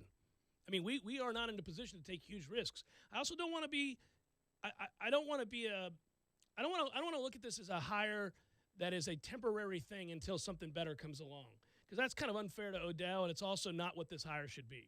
Like, I don't want to look at this as, well, okay, so as a fallback, we're going to hire Odell, and we'll make an incredibly one-sided deal where we have an easy, virtually no buyout clause in there, and in 3 years when the guy comes along that we really want, we go for. I don't want to do that. I don't want to look for a temporary hire. I want to look for a guy that's going to be here, that's going to build, and that has proven that he can do that. For me, I'd take any hire that would help raise the floor, and if that means in 4 years' time we have to reassess and have somebody take us home, then fine.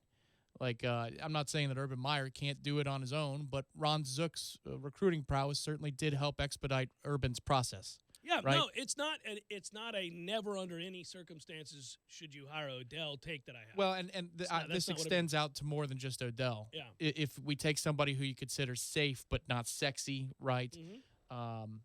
And safe is subjective, I understand that. But the idea being it's not somebody who's proven they can win a championship, but it's somebody who can – like a Clausen, for example, or a Stoops, Mark, that is. Something along those lines where, okay, I don't know if this guy could go win at the highest level. Chances are he probably won't. But what he can do is he can at least get this thing flipped around, moved in the right direction, start competing for things of significance. And then 4 years from now, if he hasn't done it by then, well, we could kick him to the curb and say thank you very much for getting us from where we were to where we are. Now it's time to go finish the job with another person. Yeah, I don't mind that being the long-term vision. Yeah, but we're not a place right now that can financially afford to have to fire a guy in 4 years, 3 years from now, if he's not getting it done. Now, there are no guarantees, so whoever you hire whomever it is you bring in could screw this up. But Mark Stoops for example, specifically, would be a guy that knows exactly what we just offered Bob. He ain't coming on the cheap. That's not a crazy tinfoil conspiracy theory to think that No. maybe Bob did some help Sure. for Mark in terms of loosening purse strings or at least sure. making the commitment level here known. But you fire Willie Taggart to go overpay Mark Stoops? Count me out. No thanks. That's not what I want to see. That's ridiculous. I would have just, at that point, stick with Willie and provide more aid in the way of assistant coaches and make certain demands of him. I'm not firing Willie, paying that buyout, replacing David Kelly and the rest of that staff, and then bringing in Mark Stoops to get fleeced because his brother found out what the prices are. In a sense, I think the boosters would argue that you've already lost that money, so you may as well commit it to Willie and try to improve something rather than allow this train to go in a direction that it can't. Like, that money was lost already. You're going to lose it one way or the other. So we may as well lose it and take a swing at this. Yeah, but I'm not taking a swing at Mark Stoops. I don't want. Mark's fine. He's a good coach. You talk about not moving anybody off their wallet higher. Willie would have moved him less. No, you can let Willie go, but I don't think you let Willie go to go get Mark. What I'm saying is I'll let Willie go to go get 7 other coaches before I get to Mark. Yeah. Mark would be sort of at this point, hire Odell type of thing for me.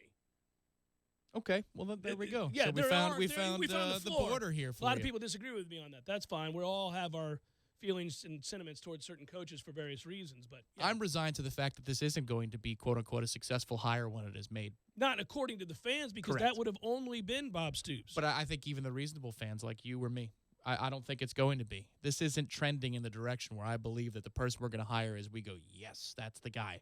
It's a wait and see at best. But we've got to go on that ride together, and we'll see if in 3 years' time, I'm sure Florida fans weren't, over the moon that Dan Mullen was the guy. There were other bigger names that they were considering. One of them was Willie Taggart. A lot of their fans thought they were going to get Willie Taggart and wanted him. I would hear from him in my inbox, and But the point is that we really don't know any of these guys. Of course, you have greater odds than others, yes. Yeah. It's almost like an NFL draft pick. You have greater odds of succeeding in the top 10 than you do at 50 to 60. It's going to be one by one. If you're going to poll the fan base, you're going to end up saying, so for example, if tomorrow they announce, and they're not going to because he's coaching meaningful games right now, if they were to announce Matt Campbell's their guy, I would be very excited by this. There are plenty of other people who are going to look at it and go, Big 12 coach from Iowa State, no thanks. And they won't hear of it because they're going to look at only the biggest names in the sport. They want guys that have won a national championship or have gaudy records, ignoring that, guys like Dabo Swinney had none of it before going on and creating a dominant program. You're trying to eliminate risk. It's not that you're making a hire that eliminates all risk. It can't happen. Matt Campbell might fail. But in the last 2 weeks, Iowa State has beaten Texas and lost by a point to Oklahoma. Yeah. He's at Iowa State. I know, but even you said that Oklahoma one is a little. It's a little dicey, but they scored 40-something points on the road against Oklahoma. And look what he's done leading up to this point. Yeah, he's at a table that he isn't. That program doesn't usually sit at or has never. No, been a part of. And he's young. I also, by the way, he came from the defensive side of the football. He was a former defensive lineman.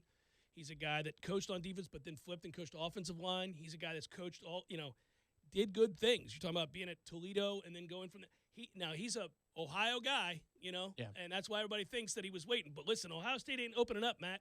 It's not. That dude's got them rolling. It's that job's not opening up anytime soon. And Harbaugh's somehow resurrected Michigan this year, so now that job doesn't look like it's close to opening up. Those are the 2 jobs he was whispered for when they were kind of, in limbo with Urban, not sure what was going to happen there, Harbaugh's problems. He was the guy that everybody thought, Matt Campbell would be a guy. Yeah, but those jobs aren't opening up. So where are you going, Matt? Let's go. You can't win at Iowa State, not any more than you currently are. So he's your top candidate. Yeah, he'd be mine. That's what it sounds like. Yeah, he'd be mine. I don't want a guy like, you read some things out there. You got people talking about Jack Del Rio. Get the hell out of here with that. No. Tired-ass Jack Del Rio. No. I don't. The other thing about Franklin, by the way, I like Franklin. I would hire him if he was a real candidate. I would think that James Franklin not only would use us for a raise, but perhaps use us to try to get the USC job. I think that's kind of, if you read between the lines of things that are written about him. Well, it's Franklin versus Meyer, isn't it? Yeah. Assuming Meyer wants it? Assuming Meyer wants it. If Meyer wants it, it's his. But, yeah, Mm-hmm. that's interesting. Yeah, we're not going to hit the supposed home run amongst the fan base. Not an economic windfall and ticket sales and booster contributions if it's not Bob Stoops, especially if the Bob Stoops narrative is allowed to play out for 2.5 weeks' time and you don't get him. Yeah, I never listen, I could see the conflicted thoughts you were having when I brought up Brian Kelly. We can talk about that again. Because if you can hire Brian Kelly, I would hire Brian Kelly. Okay, that's plausible. All right, fine. I just plausible. don't buy it. I don't think he is either. I'm just saying that got floated out there last week, and then there's a lot of crap being floated out there from any number of places. Sure.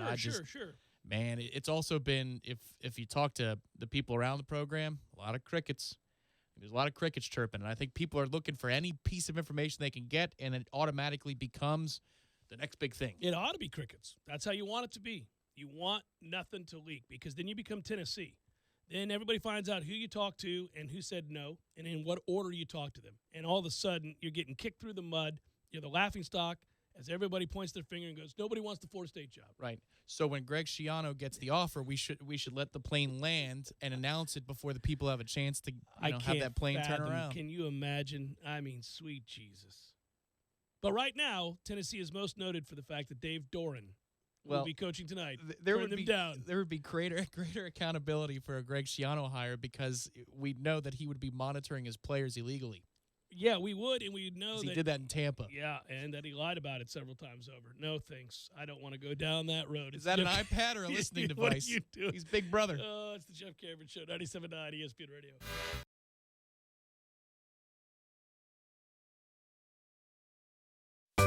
Sorry, boys, I did not have time to pack. We got this. It's right here, guys. We got this. I thought I could handle it. We got this. Moving doesn't have to be a hassle. Call us first at 2 Men and a Truck. No matter the move, home or business, we'll make it a smooth one. I forgot something. We got this.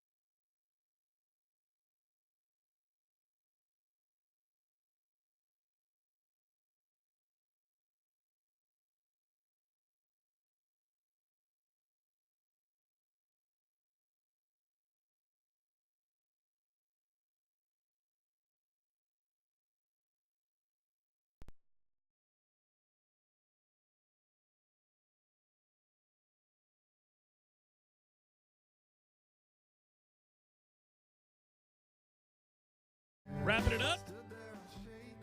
We survived it, Tom. Normally, it's a celebratory thing where I say, all right, another good show in the books. Tomorrow's Libations Friday. Yeah, no. It's a good show. Just sort of going home to crash. We're hanging in. I wish I were in St. Simon Island, Georgia, Sea Island, Georgia right now, watching a little bit of golf. I had Hudson Swafford on the show last night, local, Tallahassee born and bred, University of Georgia graduate. Goes to a lot of 4 state games. Still got a whole bunch of garnet and gold in him from his time here. Just wanted to move away from where he grew up. So that's how he ended up in Georgia. Of course, he's won on the PGA Tour, but he's had a multitude of injuries, and his career was soaring, and then it crashed. But he lives in Sea Island, Georgia, and he's playing this week. So Tallahassee resident, Tallahassee born and raised, Hudson Swafford, we wish him luck. Sea Island, Georgia is often heard before the first tee, right? You hear Ponte Vedra Beach, Jupiter, Florida, which I always snicker at now because of the New England Patriots owner. Well, and a lot of reasons those guys might have loved Jupiter. Maybe. Well, yeah. you just wonder. It's like, well, is this guy a client? Yeah. Because you hear from Jupiter, Florida, Tiger Woods, and you're saying, okay. I bet you're in Jupiter, aren't wouldn't you, put Tiger? it past him. Yeah, sure. I mean, he's going to freaking, what's the sandwich place? Subway. Well, he'd get the Subway, but Then he'd go to Perkins. Yeah, that's a breakfast place. Yeah. I mean, if a man's going to Perkins for women, he'd certainly go to a massage parlor. So, yeah. Allegedly. Yeah, you do hear Sea Island a lot. Davis Love lives there. 82 wins. That's what he should say. Yeah, so I'm looking at that leaderboard and those guys. There's a lot of guys that live out there, and for good reason. It's freaking beautiful. I see where a guy I may have put a little money on to finish in the top 25 is tied for 9th today, Cameron Triangle. My God, it really has gone to degenerate status, hasn't it? You just got to get a guy in the top 25. You get good odds for that. Goodness. You just got to find the cut-making machines, Tom. That's what you do. And you know I can identify a cut maker. Yes, that's true. I will find a cut maker. Leishman is the all-time cut maker. You should get a giant trophy like the PGA Championship trophy, which is known as the Wanamaker trophy. Hold it up. For the Cut-A-Maker trophy. The Cut-A-Maker trophy. I can tell people, advise people, here's how you win. You never pick winners on the PGA Tour. It's too hard. They're giant fields. Can't pick winners. You got to take cut masters. Guys that are going to be there on the weekend that give you a very good chance to finish in the top 25. Mark Leishman is in every tournament. He makes every cut. He's a beast. Yeah, but in majors, it's probably trending downward for him. I think he had his 3 or 4 year run. He did. Right? He's got a top 5 in there, doesn't he? A couple of them. Yeah, what I'm saying is, I mean, it's not going to go on forever. No, and he's not playing this weekend, so I didn't take him. But I did take Cameron Triangle, who's tied for 9th right now. You gotta look for guys that have history on a course, horses for courses. You gotta look for things. I think it's Tringale. I call him Triangle. I've always called him Triangle. I'm gonna stick with it whenever I pick him. Go get him, Triangle. Yeah, no, he's great. It is Tringale, but I call Cameron Triangle. He's in there doing some things. 180 degrees of awesomeness. He's at -3. Keep it going, son. Keep it going. If you're looking for others that play that course well, Austin Cook, another one at -2, having a good day. So if his first 3 days are 68, 70, 68, is he an isosceles Cameron Triangle? I like it. As long as he's a top 25 Cameron Triangle, that's all I care about. That's all I really care about. Soccer guys are up next. Should be good, always is. And then we've got no guarantees because right around 7 o'clock, they start working on that tower. They've been doing it all week long. But we saved you from, the meat of the day being interrupted by that. Well, and guess what? I'll just say the name of it because that's what they're working on. But Verizon subscribers, your cell service might improve in the Southwood area. Just saying. By the way, all of our conversation today about the coaching search is brought to you by our friends at Lane's Medical Shop. With locations in Colquitt and Blakely, Lane's Medical Shop offers all your medical supply needs. We'll even deliver to you with emergency service available. Lane's Medical Shop, 229-308-5811. Good work out of you, Tom. Good work, Matthew. Thanks for putting up with my nasally stuffed up voice, everybody. And stay tuned for the soccer guys. Good stuff. Talk to you tomorrow.